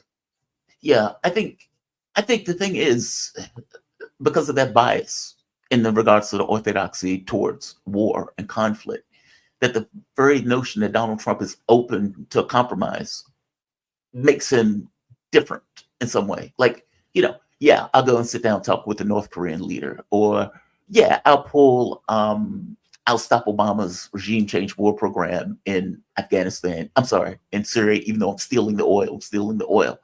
Like, he seemed to be at the very least open in a way that. Remember Trump's statement, though? Yeah, Trump was very straightforward about that. He said, I've got the oil. Yeah. Believe me, I've got the oil. I've got the oil in Syria. The oil is ours in Syria. It's ours. You understand? I've got the oil. Yeah, I'm taking the oil. Stealing oil. I'm stealing oil. I guess, and the last question on this. Well, Is the U.S. Do you think Israel is really teeing up to go against Israel, and are we going to get dragged into it if they do? Because just to frame it, is Iran? I'm sorry, against Iran. Iran has Yes. said if you attack us, we are going to basically hit every oil field that is in this area. We're going to shut the Strait of Hormuz. We're going to effectively destroy the world. This is our deterrent. We don't need nuclear weapons in this case. I guess, for one, do you believe them? Meaning, do you believe Israel as they're saying they're going to hit Iran? And two, will Iran do that? I do not think that Israel will hit Iran in a sense of it being existential to Iran without the United States. Okay. And I'm not sure that either Biden or Trump, and increasingly we're talking about Trump now, time alone remaining for Biden is pretty short.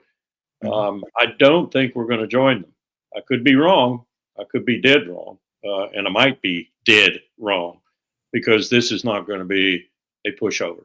This is going to be a 10-year war, a couple of trillions of dollars, a draft in America, which will send a lot of young people scurrying into Canada and Mexico.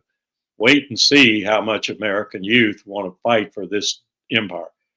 The comment made the other day on our All Volunteer Force Forum site sums it all up. This young man said, I'm of draft age.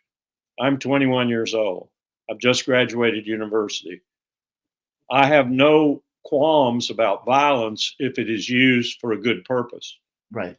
But I would not be enlisted or recruited to the armed forces of the United States in order to participate in brutal, senseless, stupid, hegemonic wars. End of quote. He's right. And that's probably Right. about the way most American youth would feel about a wholesale draft. And yet that's what we'd have to do to fight Iran. Now, there's an alternative. And I'm worried about this alternative. We could use nuclear weapons. Against who? Against whomever you want to throw into the target base. Remember, 1945, we're the only country on the face of the earth who's used nuclear weapons in anger. We'll do it again. And we'll do it when we find out we don't have the conventional military might to do Russia, to do China, or even to do Iran. And we certainly don't have the might to do them in combination. And they are in tacit combination now. Yes, at this point. Are you concerned that Joe Biden is going to end the world? Meaning not, I mean, for that matter, even Trump, if Trump can't save face. And this could be the last question. This notion of, it seems that they don't believe Russia's red lines, that they think for whatever reason that Putin is bluffing and that he did the Oreshnik in order for a once-off. Despite the fact, if they listen to his speeches, he's getting, for one, he's a moderate. He's not this monster that they make him out to be. If that was the case, we'd already be in a third world war. But from your take, I mean, I am very disturbed by Joe Biden's logic in this belief that, well, Putin believes that Trump is going to do something different, so Putin will allow me to escalate to a certain degree without him responding in some kind of way that would drag NATO into a war. That's what it seems that Biden is thinking in this case. But I don't, there's no way for Biden to know if that's true or not, or whether or not Putin even believes that Donald Trump will bring this to a close, regardless of what Donald Trump is saying. Trump is a wild card. Are you concerned that either Trump or, for that matter, Biden is going to drag us into some kind of thing that we can't step back from out of hubris and just incompetence? I am, and there's plenty of evidence for what you just said in terms of my concern being genuine, not least of which was Rear Admiral Buchanan speaking for the U.S. Strategic Command and his cavalier way of saying that we'd win a nuclear war. No one wins a nuclear war. And if they're thinking that way, that's extremely dangerous. And I do not think Joe Biden is in charge anymore. I think Tony Blinken and Jake Sullivan are in charge, and they scare me, because they don't have the mandate of the people, not in any way, fashion, or form. And they are crazy people. They are crazy people who are leading this empire in its most tumultuous period, and they're leading it ineptly, inexpertly, and badly. and they're in charge. I do hearken back to what Colin Powell once said to me, half in jest, but as I would learn over time, the jest was more real than not. Joe Biden's a good guy. He knows the foreign relations field fairly well. I'd rather talk to him than I would Dick Lugar and blah, blah, blah. Then he looked and he paused and he said, but I would never make him president. Mm. That sounds like Obama. Never underestimate the opportunity for Joe Biden to F stuff up. Yep. Precisely. Well, Colonel Wilkerson, I always enjoy talking to you. Thank you for this. I really do appreciate it. Colonel Lawrence Wilkerson, he is distinguished visiting professor of government and public policy at the College of William and Mary in Williamsburg, Virginia, my hometown, Richmond. He also taught 6 years at the University Honors Program at George Washington University in Washington, D.C., where I currently live. He is, and probably is best known as retired United States Army Colonel and former Chief of Staff to Secretary of State Colin Powell. Thank you for this. I really appreciate this conversation. Colonel, I want to say God rest his soul. Yeah, he's a good. And his wife. Now Alma's gone too.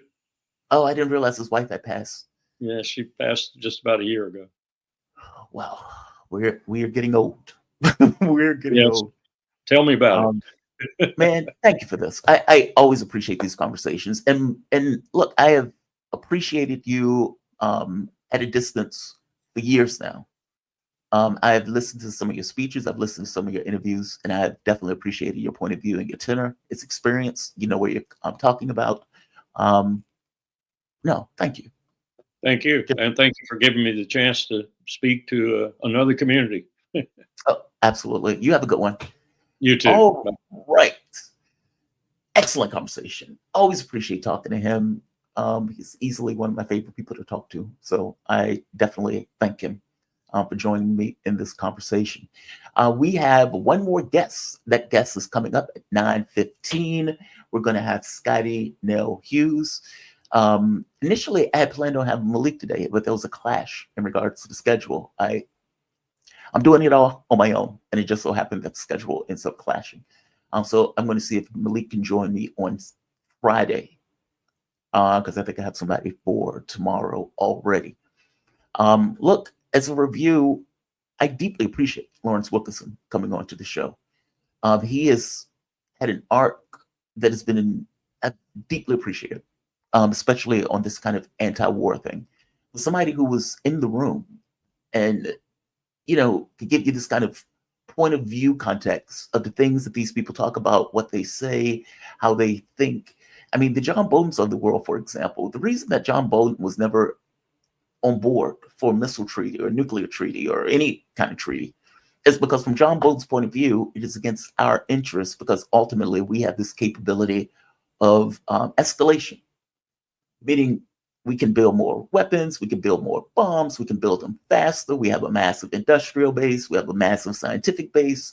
And if we are making a deal with somebody, we are limiting ourselves to the capability of somebody else, not the other way around. Ergo, there's no point in limiting ourselves. The problem with that line of thinking, it's that works if we're talking about muskets, or if we're talking about small arm fire. Hell, if we're talking about even missiles, that idea might work. But if you're talking about nuclear weapons, then there's no way to win that. Ultimately, if I have the ability to get mine off and you have the ability to get yours off, then the world ends the moment that the war starts.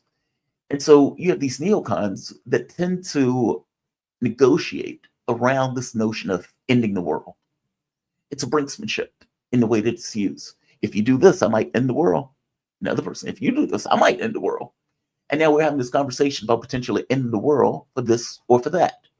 So war has become this notion of, on some level, trying to avoid a nuclear war by using proxies to do the fighting in that. So if you're talking about Taiwan for China, if you're talking about Ukraine for Russia, if you're talking about the Contras for the Sandinistas in South America, basically you have these groups that you use to manipulate in order to go after a particular power or larger power.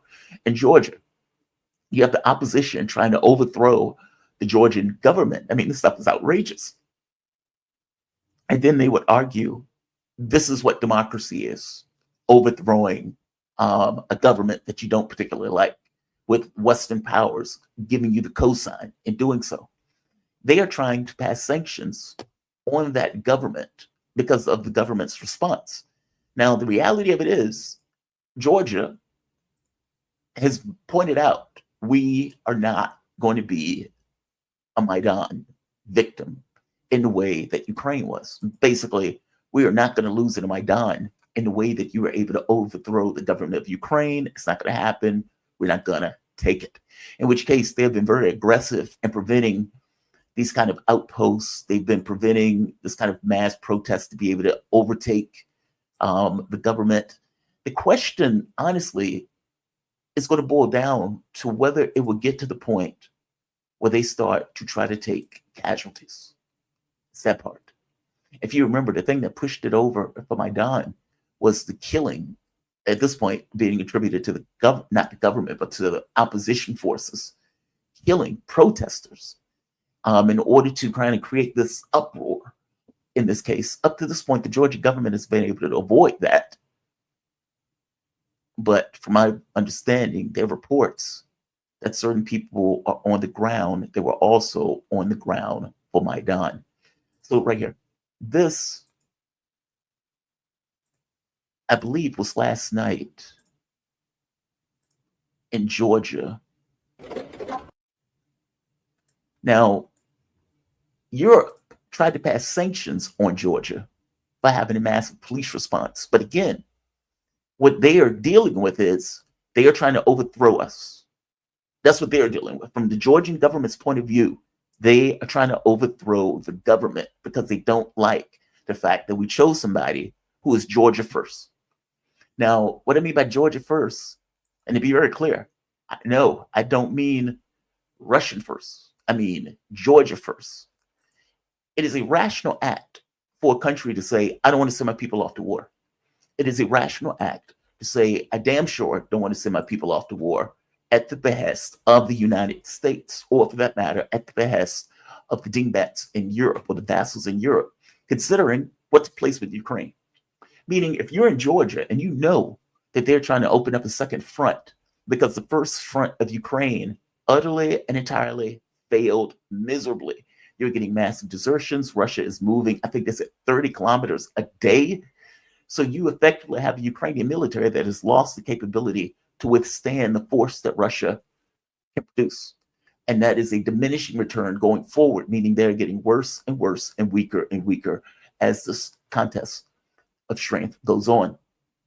Georgia can look at it. Taiwan can look at it. Romania can look at, meaning all of these places can look at what we have done to Ukraine under the guise of we're with you for as long as it takes.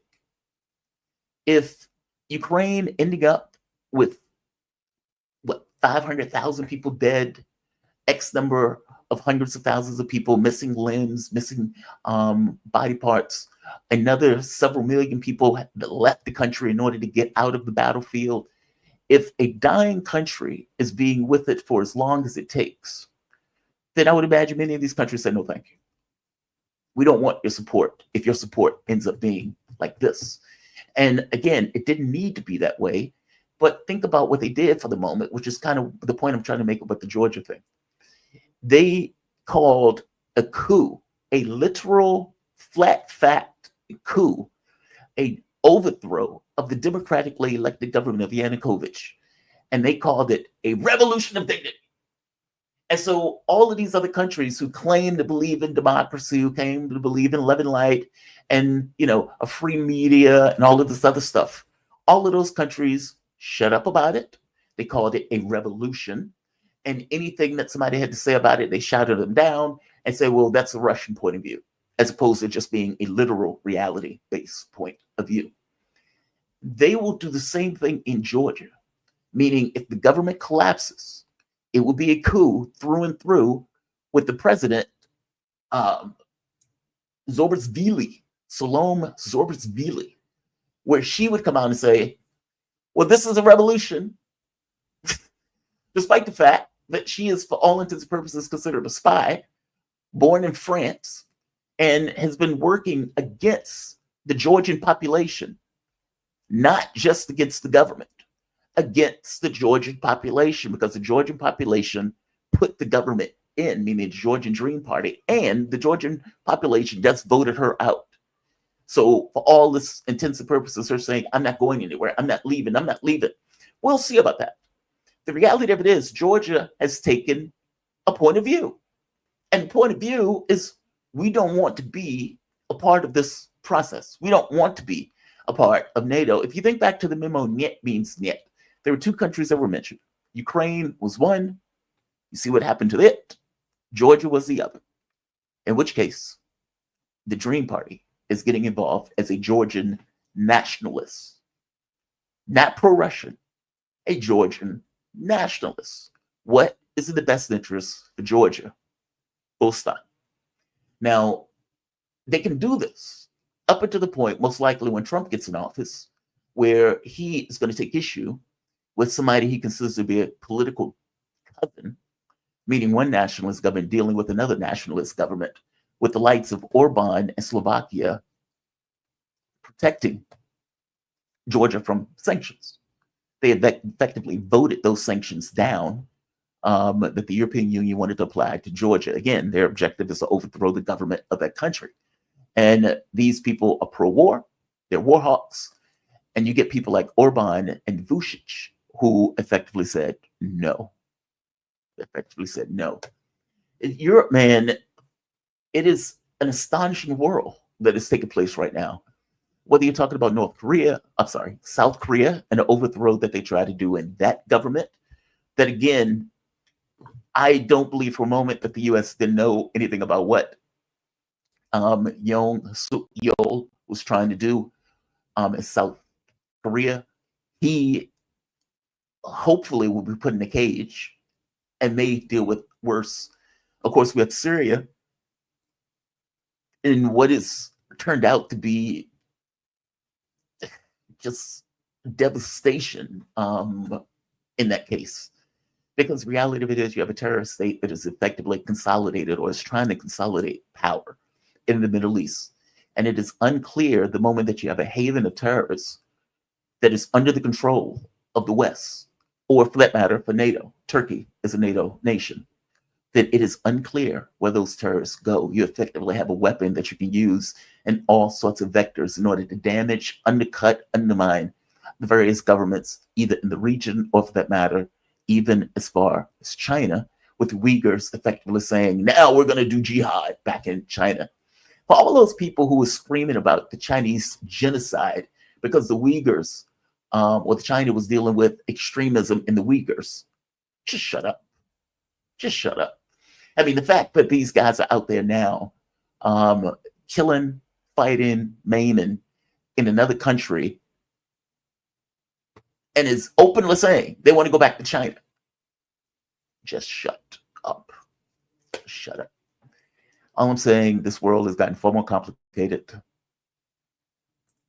And right now, Georgia is doing any and everything in their power to hold back the night.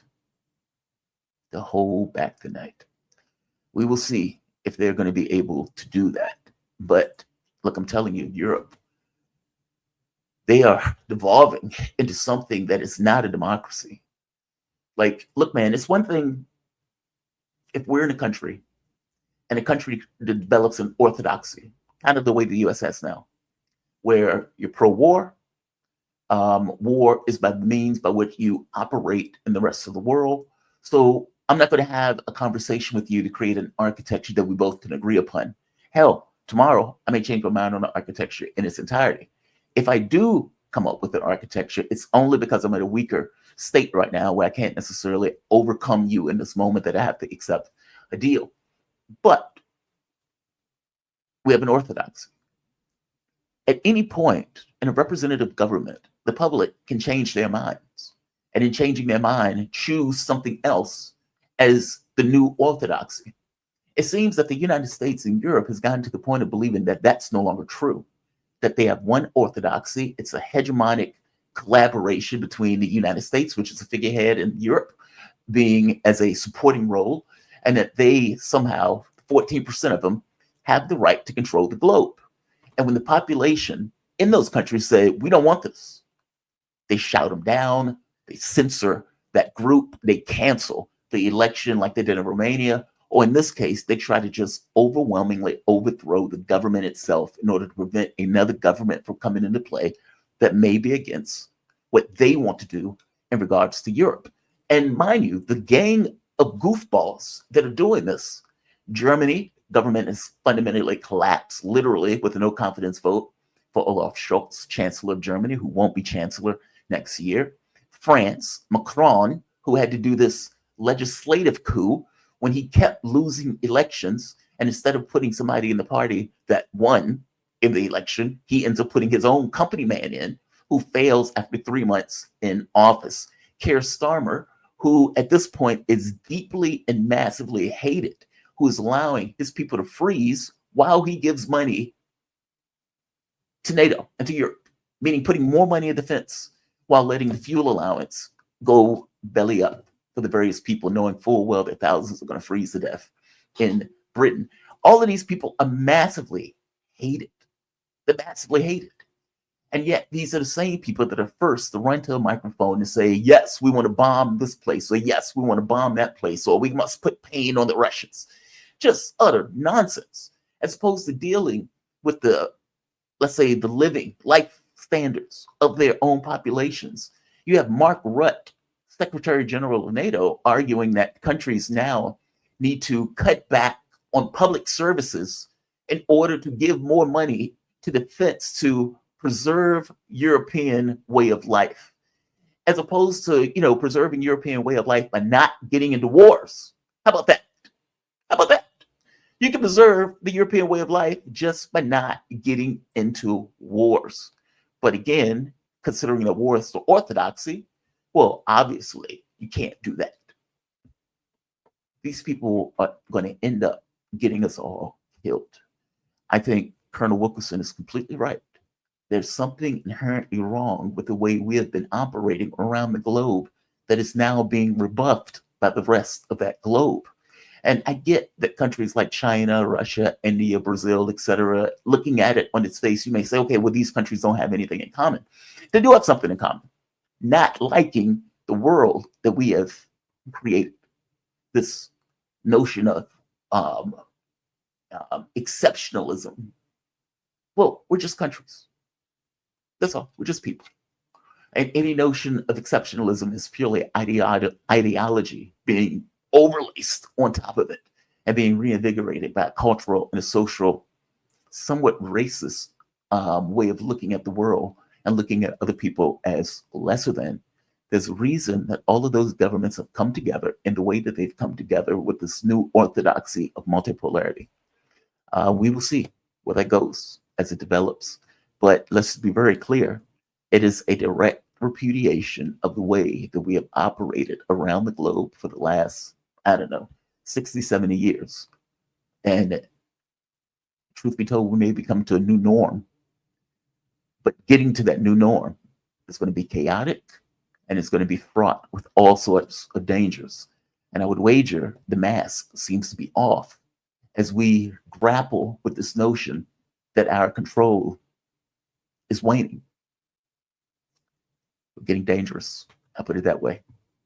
I am going to wait on my next topic because the moment that I started, Scotty is going to come on. And so I'm going to hold off on that. What I will do, though, is point to something that Donald Trump said that got a huge amount of news yesterday. Because for the longest time, people have been tap dancing around this notion of responsibility for the terrorists in Syria. Donald Trump, at a press conference, is asked about Syria, and Trump, once again, says the quiet part out loud.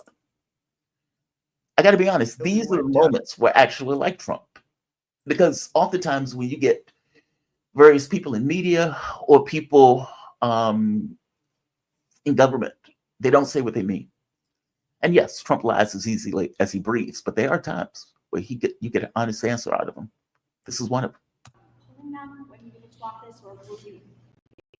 Well, we had 5,000 troops along the border, and I asked a couple of generals, so we have an army of 250,000 in Syria, and you had an army of 400,000. They have many more people than that. Turkey is a major force, by the way, and Erdogan is somebody I got along with great, but he has a major military force, and his has not been worn out with war. It hasn't been worn out with all of the other things. I mean, he's built a very strong, powerful army. And so we have 5,000 soldiers in between a 5 million person army and a 250,000 person army. And I asked the general, what do you think of that situation? He said, they'll be wiped out immediately. And I moved them out and I took a lot of heat. And you know what happened? Nothing. I saved a lot of lives. Now we have 900. They put some back, but 900, if you're talking about two, now one of the sides has been essentially wiped out, but nobody knows who the other side is. But I do. You know who it is? Turkey. Okay. Turkey's the one behind it. He's a very smart guy. They've wanted it for thousands of years, and he got it. And those people that went in are controlled by Turkey. And that's okay. It's another way to fight. But no, I don't think that I want to have our soldiers killed. But I don't think that will happen now anyway, because the one side's been decimated. Mr. President, I want to ask you a question about the drones. I mean, that's true and false. I mean, Trump continuously acts as if the United States doesn't have a role in Syria. Again, Trump, when he got into office, one of the first things that he did was to kill Obama's regime change program in Syria. Basically, Obama had spent billions of dollars to try to overthrow the Syrian government. You can look at it in the pages of the New York Times. This is not necessarily a mind-blowing revelation. Going all the way back to 2007, Seymour Hersh wrote about it called The Redirection. I believe it was in the New Yorker. I could be wrong. But one of those magazines where he wrote about it all the way back then. And as you heard, Colonel Wilkerson pointed out it going all the way back to 2002. So we have trained, funded, gotten weapons too. We have been doing that for the last several decades. So when Donald Trump comes in and says, well, it's the Turks that control them. Yeah, with a lot of assistance from us, and even with assistance, in this case, from Israel, which is part and parcel to the reason why they don't attack Israel. I mean, think about it for the moment. You had a situation where Israel has been indiscriminately slaughtering Muslims in Lebanon, Gaza, the West Bank, and even bombing Syria. And you have this other group who calls themselves this kind of the warrior of Islam. And yet it's completely obsequious, even to the point of not even wanting to criticize the group in the country that's doing that. That's super weird. It's super bizarre. Oh, good. My guest is here. I'll come back to this later. I would like to bring in the woman of the hour, the one and only Scotty Hughes. Okay, my voice went up. I'm sorry about that. Scotty Hughes, a journalist, news anchor, and political commentator. Scotty, welcome to the show. How you doing this morning? I am doing good, but every time I think we take 2 steps forward into finding peace in this world, a bomb goes off, literally. And last night, waking up to the news of the head, I guess, of one of the nuclear programs there in Russia being killed is not a good step or a good look. But I have to tell you, last night when I got the initial reports that a bomb or an explosion had happened in Moscow, it literally made my heart stop, because that's how close we are. One bad move could cause our entire world to explode, literally. And I think that is why every day you just it's an ongoing. I think they say there's a season of joy right now for those who are paying attention to what's going on in the world. Now that we've added Syria into the mix, I think those that are paying attention are also very apprehensive and are very have a lot of anxiety right now. as to it seems like we're at an all-time high of a boiling pot that we're trying to keep from flowing over. Yeah, I agree with you on this. In fact, Donald Trump mentioned something like this at his speech also when he was taking in questions. I want you to hear what he says about Joe Biden on the Ukraine front. Because, a lot of people had said, okay, well, Donald Trump said he wants to bring hostilities down, but Donald Trump has been pretty much vacant on this issue of Joe Biden continuously escalating. I mean, if you remember, Joe Biden allowed the decision for Ukraine to fire into Kursk specifically. And then I think it was last week where there were multiple attack items that were not in Kursk. They were in a different part of Russia. And nobody had anything to say about it. It was just kind of like a whistling past the graveyard without necessarily referencing the fact that they've escalated once again. Trump, when asked about this, said this. I'm going to take this back to the beginning. More difficult is going to be the Russia-Ukraine situation. I see that as more difficult. I don't think they should have allowed missiles to be shot 200 miles into Russia. I think that was a bad thing. And that brought the Koreans in, North Korea, another man I get along with very well. I'm the only one that does. But that did a lot of bad things. I don't think that should have been allowed. Not when there's a possibility, and certainly not just weeks before I take over. Why would they do that without asking me what I thought? I wouldn't have had them do that. I think that was a big mistake they made. Actually, more difficult is going to be the Russia. Yeah, he's right. I mean, Joe Biden is doing all of this stuff after losing an election. Meaning, if you think about around the world for the moment, you get Macron, who keeps losing elections. He can't win an election to save his life. And then had this kind of mini coup where he put in Barnier in position and then turns around, and when Barnier fails after 3 months, he puts in somebody else. You get Keir Starmer, who's massively hated. I mean, he is deeply underwater in regards to the number of people who despise him as opposed to his public support. You get Schultz, that government has just collapsed. You get Trudeau, who's on suicide watch in regards to whether or not his government is going to resign. These people are pushing and agitating for escalation, despite the fact that they are radically and massively unpopular, being led by Joe Biden, a man that was so out of his mind, he couldn't even run in the election. His own party ate him alive, so he couldn't run in the election. This is pretty astonishing. Trump has a point in this, right? Like, how are you doing this when I'm supposed to take power in a few weeks, and you're effectively making it more difficult for me to do my job that the American people chose for me to do? Give me your thoughts, Scotty. So there's several layers to this onion to unpack. Let's start with the first layer going, do we really think Joe Biden, who doesn't even know what day it is, what time it is, and I don't think they're true, but you hear the rumors that he's basically in a coma. He's only got a year to live. Do you really think he's making these decisions right now? If you do, I got a bridge in Brooklyn to sell you for $5. So the question is, who's the group, who's the cabal that's calling these orders, making these orders happen, and basically giving the green light to these final structures in the last few weeks of power to cause as much chaos, as much turmoil as they can.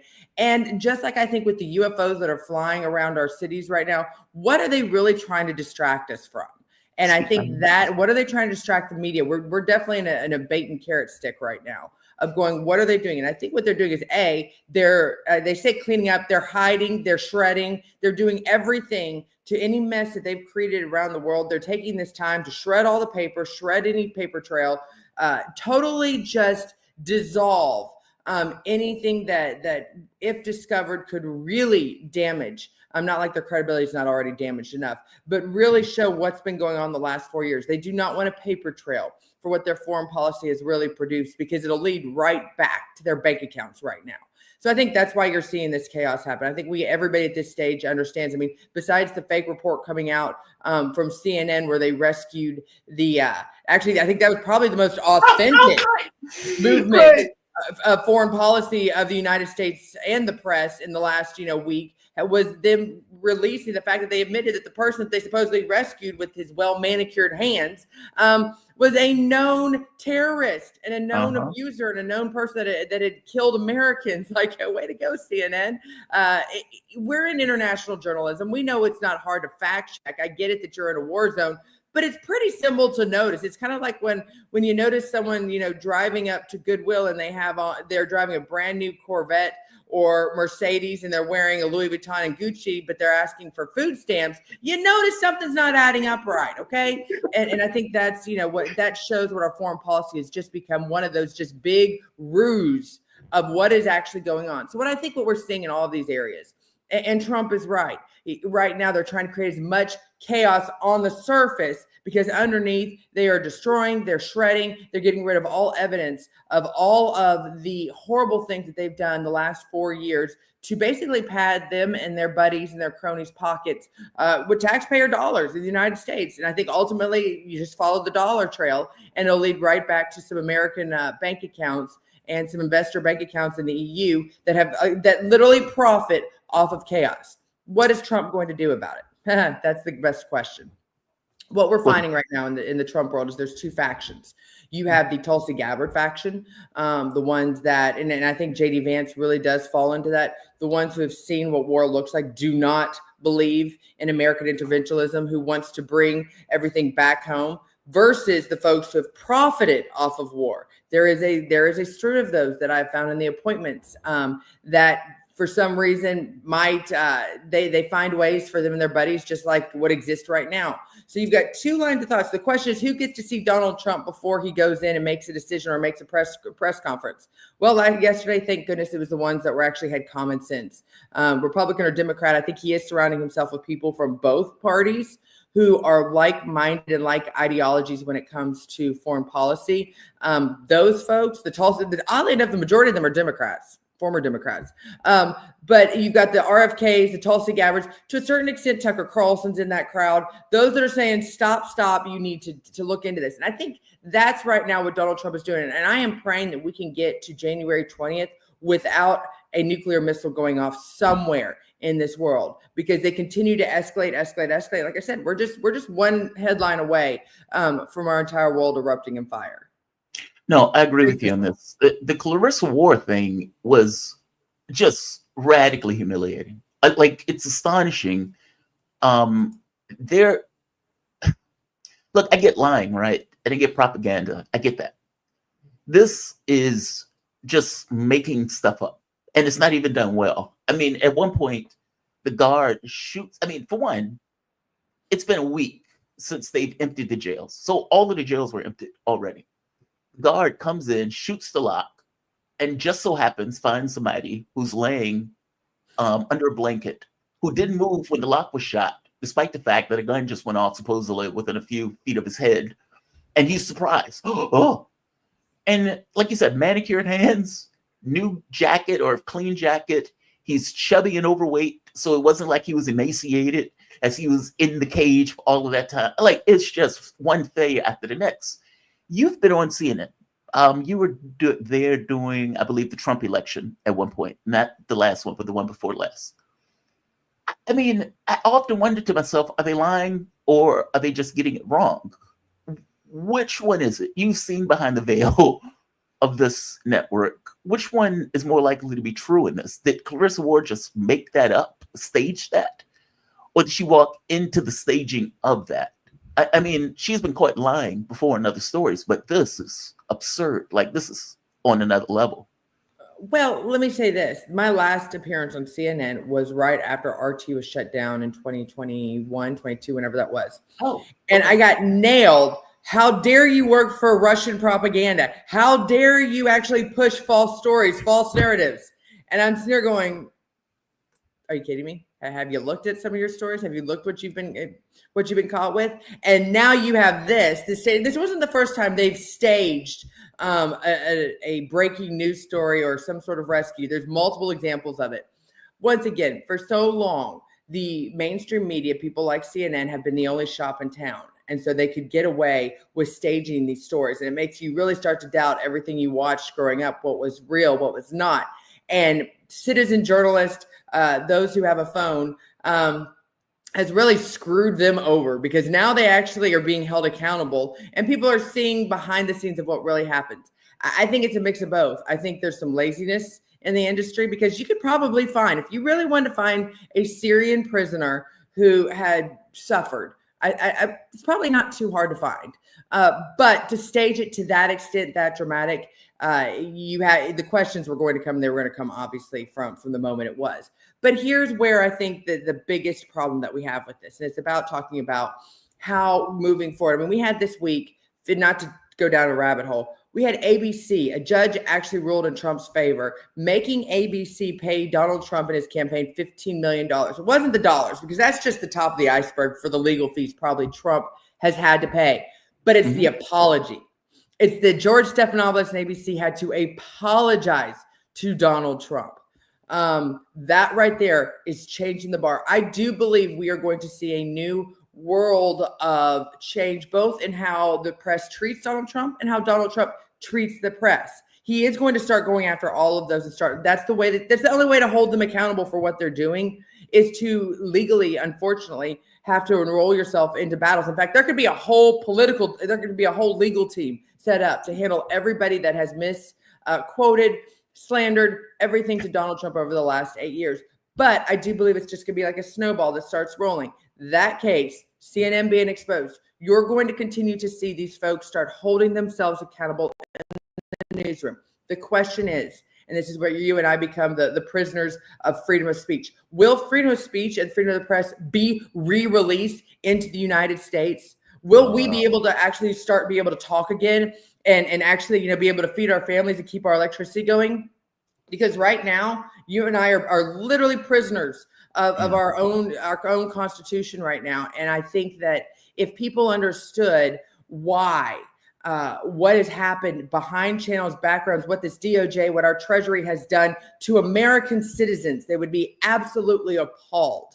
And you would realize that our country is in dire straits when it comes to actually protecting our freedoms, our bills. And as long as we continue to expose CNN and judges rule in the right, we might have a chance to save this country and reverse a lot of these horrible things that's been done to us. The wild part about it is you get people like Joy-Ann Reid or Rachel Maddow, who has been lying on air for the last 8 years or 5 years or whatever, however, going all the way back to 2016 and before. And yet they fail upwards. Joy-Ann Reid still has a job. Rachel Maddow still has a job. For all intents and purposes, these guys are propaganda outlet or state media. The moment that a Democrat is in office, they are going to back the Democratic position through and through, every bit as much as Fox would back the Republican position through and through. I have a hard time seeing how this is different from state media, including just lying on behalf of the administration in this case. So I feel you on that. Do you think that, let me ask you this, why do you think that the censorship thing has become such a mainstay now? Because we are in a different era. We actually have a president that's going to support, as opposed to other Republican presidents who in the past have who have benefited from a dishonest media. This president does not.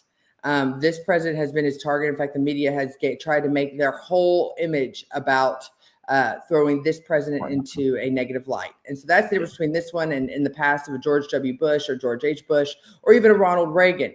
Now, President Reagan did call out the media, but nowhere to the extent did they target him like what we've seen them be, literally a PR wing of Trump's opposition. And add into that a mobilized department within our government that have also used their powers and their connections to hurt Donald Trump. I think it's going to be very interesting as long as Trump is able to stay on task, stay on path, and to listen to the Tulsi Gabbards of the world. And I'm going to keep my names out until they're actually confirmed, and not some of the other ones that are around him that don't have his best interest. That I do believe, just like in 2016, there were plants in there that were meant to sabotage Trump's agenda, to distract him, to get him tied up so that he could not continue on the path that he is. Yesterday's press conference, I was asked last night, he seemed very reserved, very much a different mantra.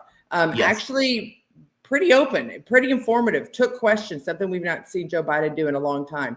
And I think that as long as we continue on progress, and I hate that word to a certain extent, but moving forward, stepping together, you're going to see a more transparent president this time. When they start to become very adversarial, and I'm not saying that's not going to happen. There are going to be some final final moments of dramatics here in the United States when his policies start coming out.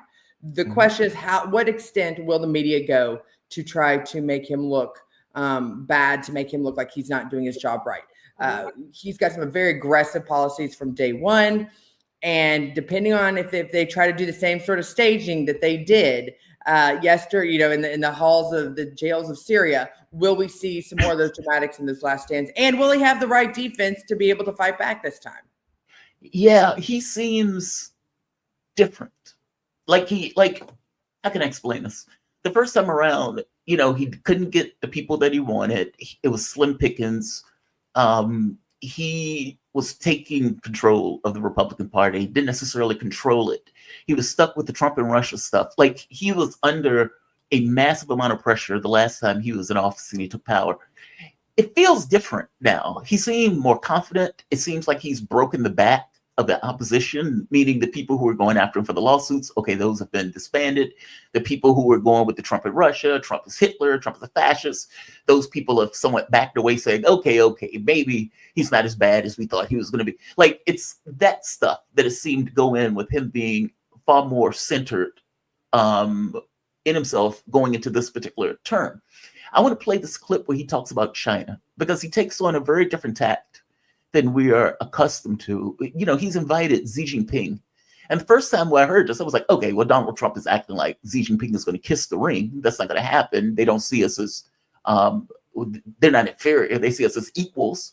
And that's always going to be an issue, right? If I see you as an equal and you see me as lesser than, then we're never going to get along, because you're not going to accept me in the same terms to which I accept you.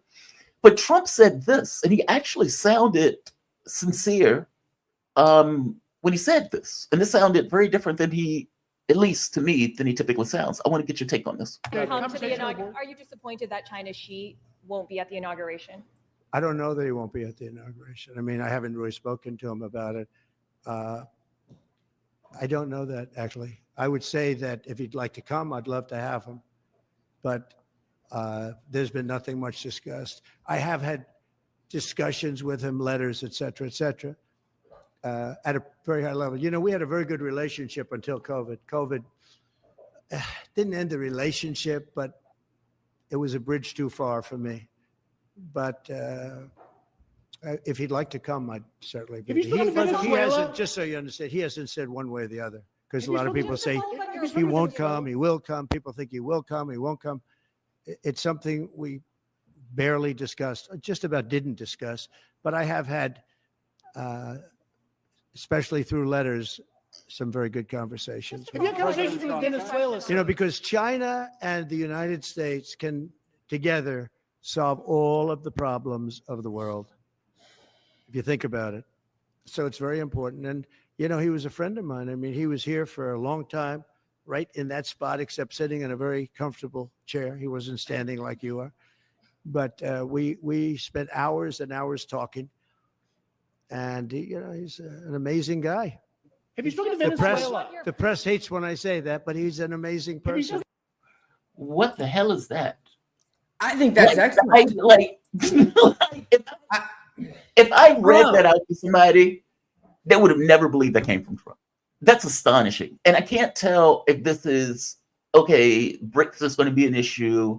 We need to deal with the fact that the dollar is being whittled away as a reserve currency. These other countries have gotten to the point of trying to exclude us from a lot of the trade. So we need to pull somebody out of that. And if we can pull China out of that mix and get closer to them, then maybe we can pull them away from Russia. I don't know what this is short of that, if he's being earnest, because he seemed earnest in that. Give me your thoughts on that.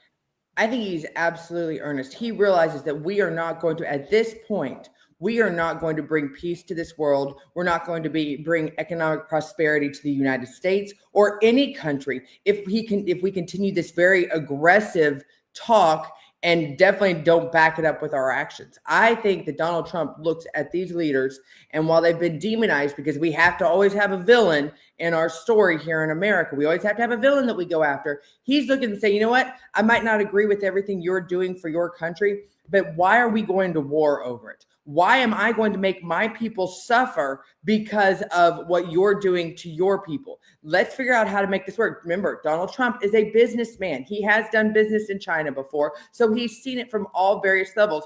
Donald Trump at least will admit that the United States is not perfect, and there are things he needs to fix. But here's what he's going to have to do from day one. And it's whether you're talking about Xi Jinping, I think it would be absolutely, you would have talked about the press's heads melting down. But I think on that front row and it's sitting when it comes to his inauguration, I want to see all the typical world leaders, the UK, whoever they have in power at that point, whoever Canada has as their leader right now. It could be a whole mix. I want the leaders of every country, but I also want to see that Xi Jinping. I want to see Zelensky. I want to see Vladimir Putin. And I want from that podium for Donald Trump to say that a peace agreement has come to terms and both leaders have signed it. And starting from this day forward, that we will be dealing with peace in the land.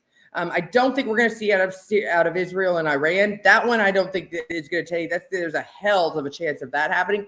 But I think in order for Trump to not be completely entangled like he was the first time, he is going to have to, from day one, establish that this is going to be moving forward.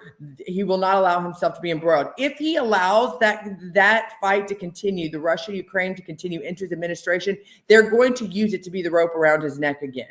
So he is going to have to come out of the gate almost immediately with a peace deal brokered between those two leaders of Russia and Ukraine, or else they will continue to use it to demonize him. His own political enemies here in the United States will use it to weaken him every day that he does not get a peace deal done between the two countries. Yeah, well, apparently Zelensky has not been invited to the U.S., which I don't blame him. Every time you see him, he's begging for money. I always call him an international panhandler. Xi Jinping, though, was a very interesting invite. And, Putin or any of these guys, I would imagine would be an interesting invite. Kim Jong-un, all of them. Like you said, their heads would explode in that situation. Yeah, it's fascinating. From your point of view, on the domestic side, what is Trump going to have to do when he gets in office? Like his first 100 days? First 100 days. Well, you're already seeing him saying that he's going to destroy the Department of Education at the federal level and return that power back to the states. Unfortunately, yes. Very easier said than done. That is truly a major bureaucracy that he's going to have to break.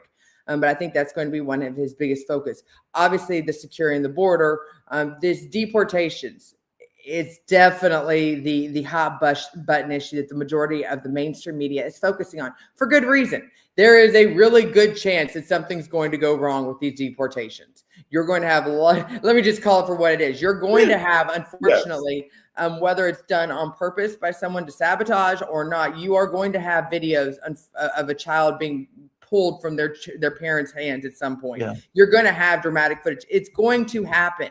The question is, you can't, unless Donald Trump himself is knocking on the doors and escorting the families into the vans, there's going to be something that's going to really go bad about this. Is going to be used once again by his own political enemies here at home to continue to distract and weaken what he's overall trying to accomplish. So I think though between education, immigration, I think those are the two things. The other side of it is inflation is continuing to rise. And you're seeing, highest inflation of a holiday season in a long time that there is. And so those folks are going to get those credit card bills about the same time that Donald Trump is sworn into office. And he is going to have to handle economically out of the gate, or else people will already start to figure out that he's probably more of a politician. And he doesn't need that image going out. So he's going to have to figure out some way to alleviate the pain of opening those envelopes that people have had to charge their cards this holiday season just to get through. I guess the question is, how does he do that, though? I mean, between the campaigns, Donald Trump, by the way, I hope the Department of Education doesn't factor into this. I totally disagree with him going after that. Look, I'm not going to agree with everything Trump does, right? I didn't vote for him. But as I said before, kind of like John Wayne, he's my president. I hope he does well. And I hope he attends to his campaign pledges, especially around this notion of war and peace, less so among other things. So there are things that I actually want him to do well on, because there was there was a slight difference between Trump and some of the other candidates in the way that he was kind of running that race and the way that people viewed him, especially from the standpoint of the working class. One of the things that Donald Trump did talk about during the election campaign that the Democrats completely ignored, which is pretty astonishing, was BRICS. Now, he brought it up in the sense of, okay, well, sanctions are a problem. It's undercutting the dollar, meaning our sanctions are undercutting the usage of the dollar around the globe, because at that point you made the dollar expensive. You made it a speculative device because you're using it as a weapon. Okay, that's a problem. All of these other countries are organizing around us in regards to BRICS and are trying to do trade without using the dollar as a medium of exchange. And we need to do something about that. And that's when he brought in this tariff stuff, which it's not going to go anywhere. In fact, that policy is going to make it that much faster where those countries try to get rid of the dollar. This, you're with us or you're against us stuff is kind of the stuff that has brought us to the area where we are now. So assuming for the moment that that is not the way he goes about it, because somebody whispers in his ear, sir, this was a bad idea. We're going to hasten the speed of this thing, which is why part of me thinks that the call for China, for Xi Jinping, has a lot to do with that. Initially, they used to have this policy where you either get close to Russia or China and play one against the other in order to prevent the two from merging and coming together and working together. Now, China and Russia would say at this point, well, we're closer than allies. But that doesn't necessarily stop Trump from trying to make inroads with one of the two parties, or if not both parties, especially if he's talking about a deal between Russia and Ukraine, basically try to end that war, but also working with Xi Jinping for whatever he's trying to work with him on. Do you think he's going to be able to do anything about that in real terms, though? This idea of the world moving away from the U.S. because of the way the U.S. has used the dollar as a weapon in the way we use sanctions. Do you think he's going to be able to somehow make amends for that, if that makes sense, to bring trust into the usage of the dollar or for the as a partner for the U.S.? I hope that makes sense. That was very long-winded. No, and I don't know if we're not too far down that yellow brick road that we could bring it back to the dollar. Unfortunately, The last 4 years of Biden's foreign policy decisions have also hurt economically the U.S.'s economic decisions. So I don't know how far down the road it is.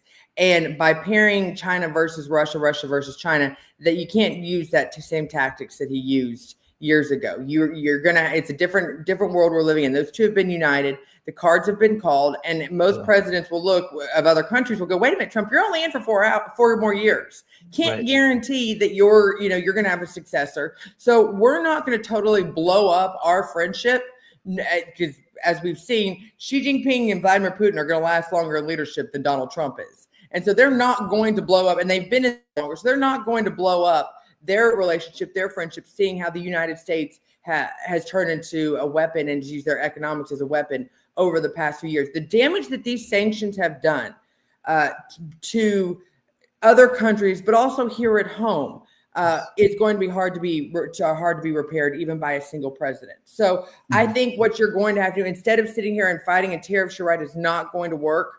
Trump's going to learn that very quickly. He's going to have to figure out a way to make peace with these countries in order to have them there so that we can have economic restoration. I love that Trump said, you bring $1 billion into our economy and I'll meet with you. I'll talk to you. I think that's the way to go at this stage. You want to fight inflation? You want to fight BRICS? That's what you do. Incentivize these companies into coming into the United States and doing business over here, unlike what the last foreign policy was, making American dollars go work in other countries, number one, or number two, making an adversarial relationship with those countries that could be economically beneficial to the U.S. If not, at the very least, bring peace to the world.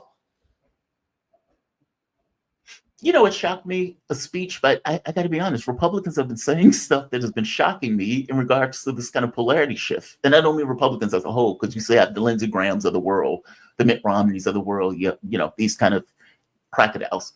But I remember when J.D. Vance was on the campaign trail, he's in a debate with Tim Walz, and Tim Walz is attacking him for being willing to meet with Kim Jong-un and some of the other people around the globe. And he turns to him and he says, compromise is not a dirty word. Now, that is astonishing. It's true, for one, but it's astonishing that a Republican had to tell a Democrat that compromise is not a dirty word. I also heard J.D. Vance in Congress make this speech about the way that China engages the world versus the way we engage the world, and why the global South has started to aggregate around China. And his point was, they build schools, hospitals, roads, bridges, and we build military bases. And, you know, they don't moralize about the way those countries function, meaning their country is their country is their country. They just are there to do business, and maybe the U.S. need to have something of a similar status to it. Again, that is an amazing thing coming from a Republican, and that is different than what I grew up with Republicans being. Why the polarity shift? And maybe that's the wrong word for it, but I'll go with that. Why do you think? I mean, you've been in the Republican Party for a while. How has that? If you had to define Trumpism versus standard Republican methodology, what would it be? Is there really a big difference between those things? And if so, what would that difference be more than, what would that difference be? Is it foreign policy being one of the main differences? You hit the nail on the head on this one. And this is where the conversation that's happening. You are seeing a shift. You're either going to see the emergence of a third party that will eventually overtake the second party, greatly weakening the Democrats and the Republicans, that third party, or you're going to see a shift in what it means to be a Republican. The John McCain's, Lindsey Graham's, Mitt Romney are finally heading out to the pasture or going under the pasture, depending on where they are. We are here in the Republican Party. We are no longer the party. I do believe you still have some that are holding on dearly for life. But I do see there is a shift happening in the GOP brand, at least superficially right now, where you have folks, I've always said, that there is a rebellion. I'd like to think it's my generation. I think it's those that are in the 40s, young 50s, 30s. There is a rebellion against our parents happening within our party. Our parents screwed up the Republican Party. We lost 2 elections because we put 2 absolutely screwed up folks at the top of our ticket, and we lost down ballot. And so this is the reclaiming by those who have had to live and suffer by the Republican policies of George H. Bush, George W. Bush. We've had to suffer, and this is our rebellion against our own party, is actually making it be one of more common sense, one that is not going to isolate, and realize that our party has screwed this country over just as much as the Democrats have. So the Democrats have some good ideas, especially when it comes to healthcare, to prescription drug prices, to a lot of things. As long as we can keep the social, and I hate to use this can word, wokeness out, and right now focus on the policies, the agenda of getting this country back on the right track, we can deal with the details of the personal issues, the emotional issues after we get our country. But guess what? I don't care if you're black, brown, white, yellow, gray, any color, male, female, what religion you are. If we don't have a country where we can provide for our families on, and that where we feel safe walking down the street, it doesn't matter how you emotionally feel, you're going to be stuck in your house and isolated by yourself, like what we found ourselves in 2020. And I think that's why you're seeing this revolution happen within the Republican Party. And I hope it continues and doesn't get struck down, because sometimes you do lose heart in this fight. You lose battles. We don't have the Andrew Breitbarts of the world continuing. We have Tucker Carlson.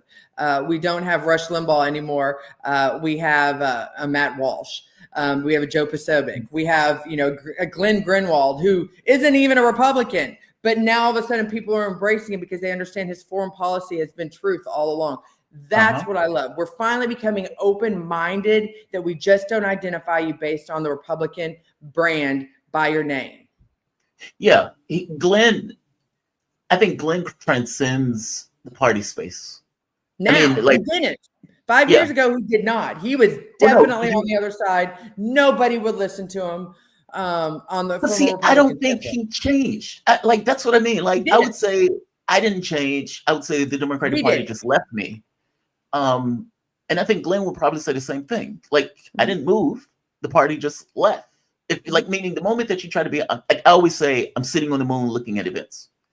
And without friend or favor, just kind of pointing out, okay, this is my thought on this. And I try to be consistent, which is why I say I'm sitting on the moon looking at events. I get the sense that Glenn is similar in this, where Glenn would hit Democrat intransigence every bit as much as Republican intransigence.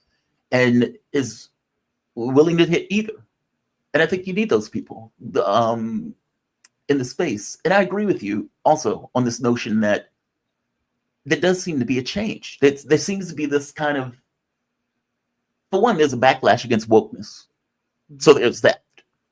That backlash, I would argue, is deserved.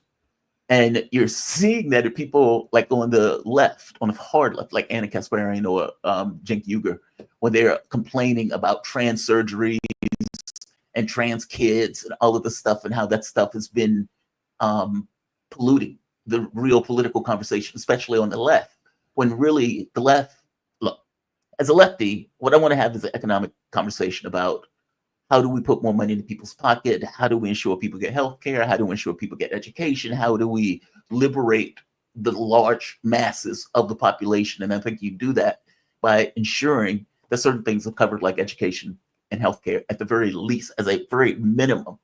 I want everybody in this country to be able to A, get healthcare when they need it, or B, regardless of where they start, to be able to get even a doctorate if they want it. But that, from that point of view, though, that gets cross-pollinated with, well, what about trans kids? And from my point of view, okay, well, that has nothing to do with the economic stuff, but the Democratic Party has brought that stuff and fused it into the conversation. So for them, when they say progressive, what they're talking about is, oh, Kamala Harris is progressive because she's okay with trans surgeries in jails. And it's like, what? How the hell did that get cross-pollinated into that? And I think what you're seeing is a backlash against it. Even in certain corners of the left, they're realizing, okay, this is a fail. This doesn't work. We need to get back to some level of basics. Do you see that? Or am I getting that entirely wrong? Like, do you think I'm misperceiving that because of the area to which I'm perched in the political space? Or do you see this kind of backlash taking effect in the American public in general? No, I think that's what you see. Neither side likes the extremist of their party and what the extremists of their party are pushing, because it's this very small percentage of what people in that party want to accomplish. And yet they're kind of like the barking dog getting the attention, and they're the biggest weapon against their own party. And so it takes your own party looking at those folks and saying, listen, I don't like that extreme rhetoric that you are pushing because it's damaging everything else we're trying to get accomplished. And that has been a realization that I think the Republican Party had to go through over the last, 4 years, but definitely over the last, 12 years. And now Democrats are having to do it to their own. Huh? I remember the woman, she was like, I am not a witch. She started off. That's the side of it. That's it. So it's that messaging. So I do think that there is a change happening on both sides. And I think that, like I said, if we go on and just, and nothing against those that are older, I believe, I love that generation. I think we have a lot to learn from them. But the ones that they put in power are probably the most despicable people on this earth. And I think it's time to just go on and let them grab their flannel shirts and their fishing poles and go out to the deserts or the fishing ponds. And let's let the next generation start stepping up, because it's our generation that's being affected by the decisions made by the older. And frankly, I think we got a lot of Joe Bidens that are in power. And I think it's time that they just go home. Scotty Hughes. She is a journalist, news anchor, political commentator, and a good friend of this show. Where can people find you, Scotty? Well, if these sanctions would get released, you'd find a lot more of me. But unfortunately, right now, you just have me on @ScottyNHughes on Twitter. I just started a Substack, so find Scotty Hughes on Substack. Really excited about getting back to writing, and just generally on News Nation here domestically in the United States.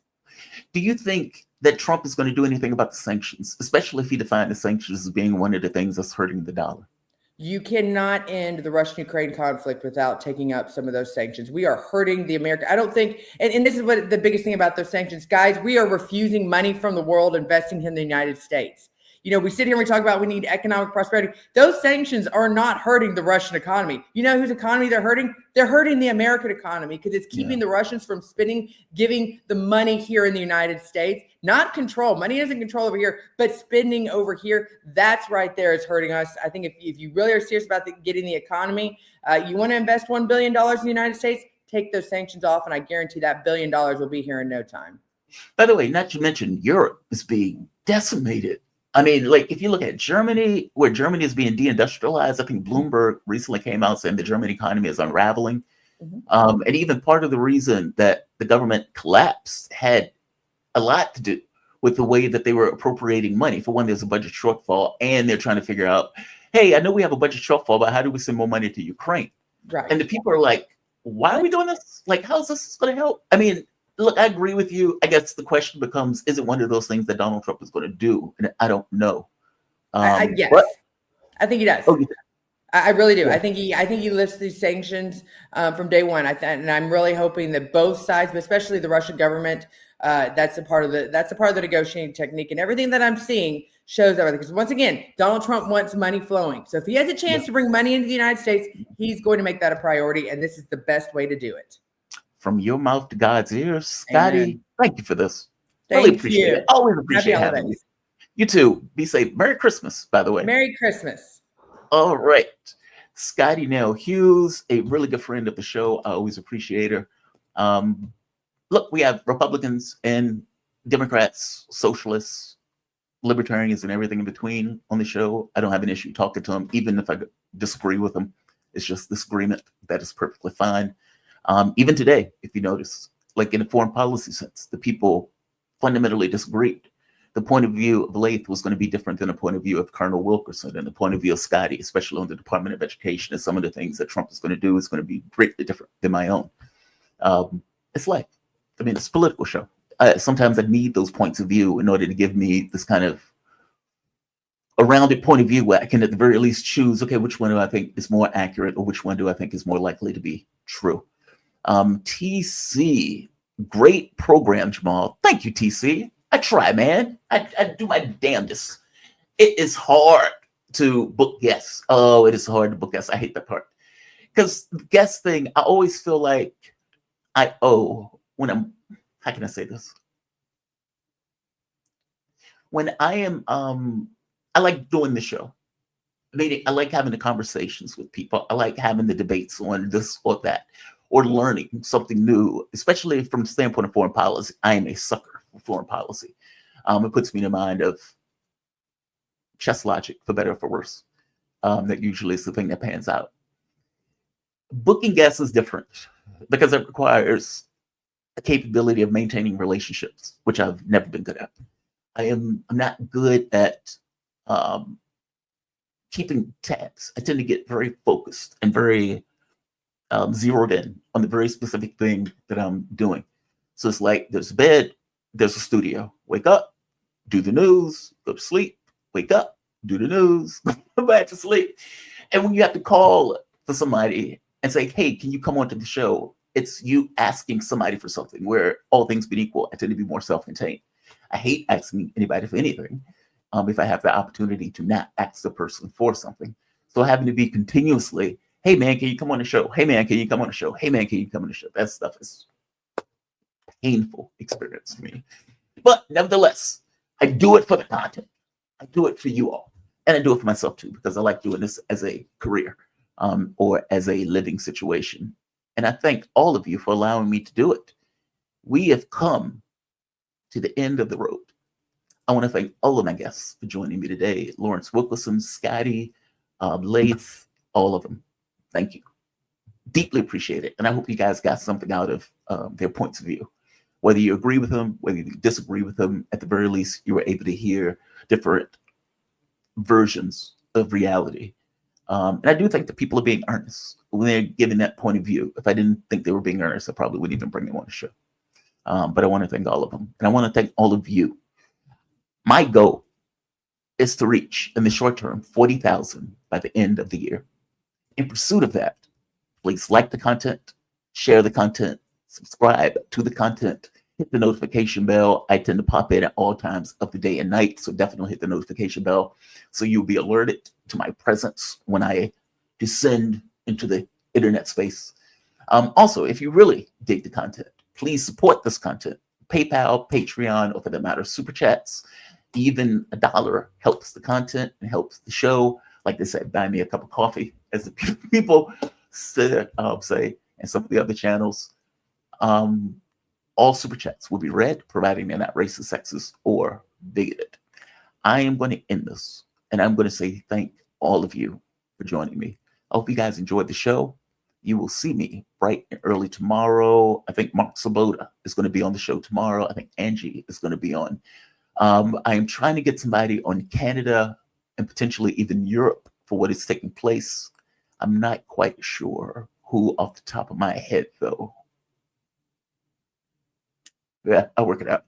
Oh, also, I want to thank all my members. Apparently, I have like 20 new members that have joined the Thomas family. Welcome to the Thomas family. You are much appreciated. I am going to start the chess thing. I need to nail down the schedule so I can do it consistently, where I am doing chess night like I used to do prior. The plan for chess night is to allow people who are members, and maybe even the regular audience, to get a game in. Members, I suppose, would get the game in for free. The audience may be able to get a chat for a game or something. I need to figure out how I'm going to make that work. But members get like one free game a week, at least. If you beat me, maybe more. I don't plan on losing, though. There's that. I have the honor and the dignity of my channel that I need to fight for. But look, guys, I'm going to close it. Thank all of you for joining me. You guys have a fantastic, phenomenal, awesome, badass day going forward. I'm sorry, I was thinking of something else. There's a story that I want to do and I wanted to cover that I didn't get the chance to cover. It's not exactly in the genre to which we typically do our videos. Billy Carson. I don't necessarily pay attention to Billy Carson because I think he's full of shit. And I'd say that in the fullest sense of the word. By the same token, he apparently had a debate that was so tragically bad that it hot genres to kind of explode and blow up the internet. Not necessarily for the debate, because I don't really care about the debate per se. It's more so his response to the debate, meaning it is so eye-wateringly, that's not a word, but ear-splittingly, eye-wateringly bad. And I usually don't have the patience to listen to somebody like Billy Carson. I'm being bluntly honest with you. He's like the black Alex Jones, but Alex Jones is far more talent. And Alex Jones is far closely or more closely linked to somebody saying something true than Carson ever was. He just makes shit up as he goes along. And he has this kind of, I guess if you had to say what his skill is, this kind of commodification of ego mixed with an undeserved sense of accomplishment. And yeah, he may be rich, but understand, it's like you get rich for just making shit up and running with it. And you get a lot of other people who wants to believe in the stuff that you just kind of conjured up. And they run with the fact that you're running with this thing. That's not necessarily a great thing. Any kid can come up with just bizarre stuff. This is a little bit different. But he has enough confidence to get into a debate with somebody. I believe it was on Christianity. I'm not exactly sure because I didn't listen to the debate. Like I said, I came into this from his response to the debate. And there were so many shows that were covering it. I just got curious. And in listening to his response, he did like a 3-hour response video on why he failed in the debate. And it was, dog ate my homework, something got in my eye, somebody cut one in the neighbor's house, and there was a whiff of it that I smelled as I was, I didn't know it was a debate. I just, we were stargazing, bird watching, and all of a sudden this guy starts asking me questions. I mean, it was just ludicrous all the way through. We used to deal with those people like that at the barbershop, because I grew up playing chess at a barbershop. And eventually, school first, then barbershop. I honed it at the barbershop. Then I started doing tournaments, after which I started studying, et cetera, off to the races. But I was doing tournaments going all the way back to when I was like 12 years old. I was playing in adult tournaments. I was damn good. Especially in Blitz, I became somewhat of a monster at it. At the barbershop, especially when I got to the point where I was just unbeatable. I mean, for all intents and purposes, I walked on water. At least according to them. I mean, the moment that you get into tournaments, you find people who are like 2,300, 2,400. Okay, you're not walking on water anymore. You're getting your ass kicked. But I can hold my own in blitz, even if I couldn't necessarily win the game in slow chess, even though there are master games that I have won that is in the chess database. Okay, that's besides the point. That goes beyond what I'm saying. You would have people who would be in the barbershop playing, and they would lose. And they would do any and everything in their power, as opposed to just say, you beat me. And so we used to have this saying at the barbershop, shake the man's hand, tell him good game. Shake the man's hand, tell him good game. I know, but shake the man's hand, tell him good game. I know, but this light was in my... Shake the man's hand, tell him good game. That was our rule. That was the way we ran with it. Somebody who cared about him should have told him that. You had a bad day? Say you had a bad day. Move forward. Let it go. Because that video was deranged, and more deranged than it is under normal circumstances. I'm not going to go into it now. I'm going to do a separate video on it just because it's fucking outrageous. And yeah, it crosses into my domain because at that point you start getting into economics, and he starts talking about, these poor, dumb, these dumb poor people, or how he's so rich and how him being rich is some kind of coordination with his intelligence and all this other stuff. It's just utterly outrageous and deranged, more deranged than what he typically is when he's doing that nonsense. So I'm going to end it. We're over 3 hours in. Like this, share it, subscribe to it, and you guys will see me a little bit later today. You guys have a phenomenal day. Signing off.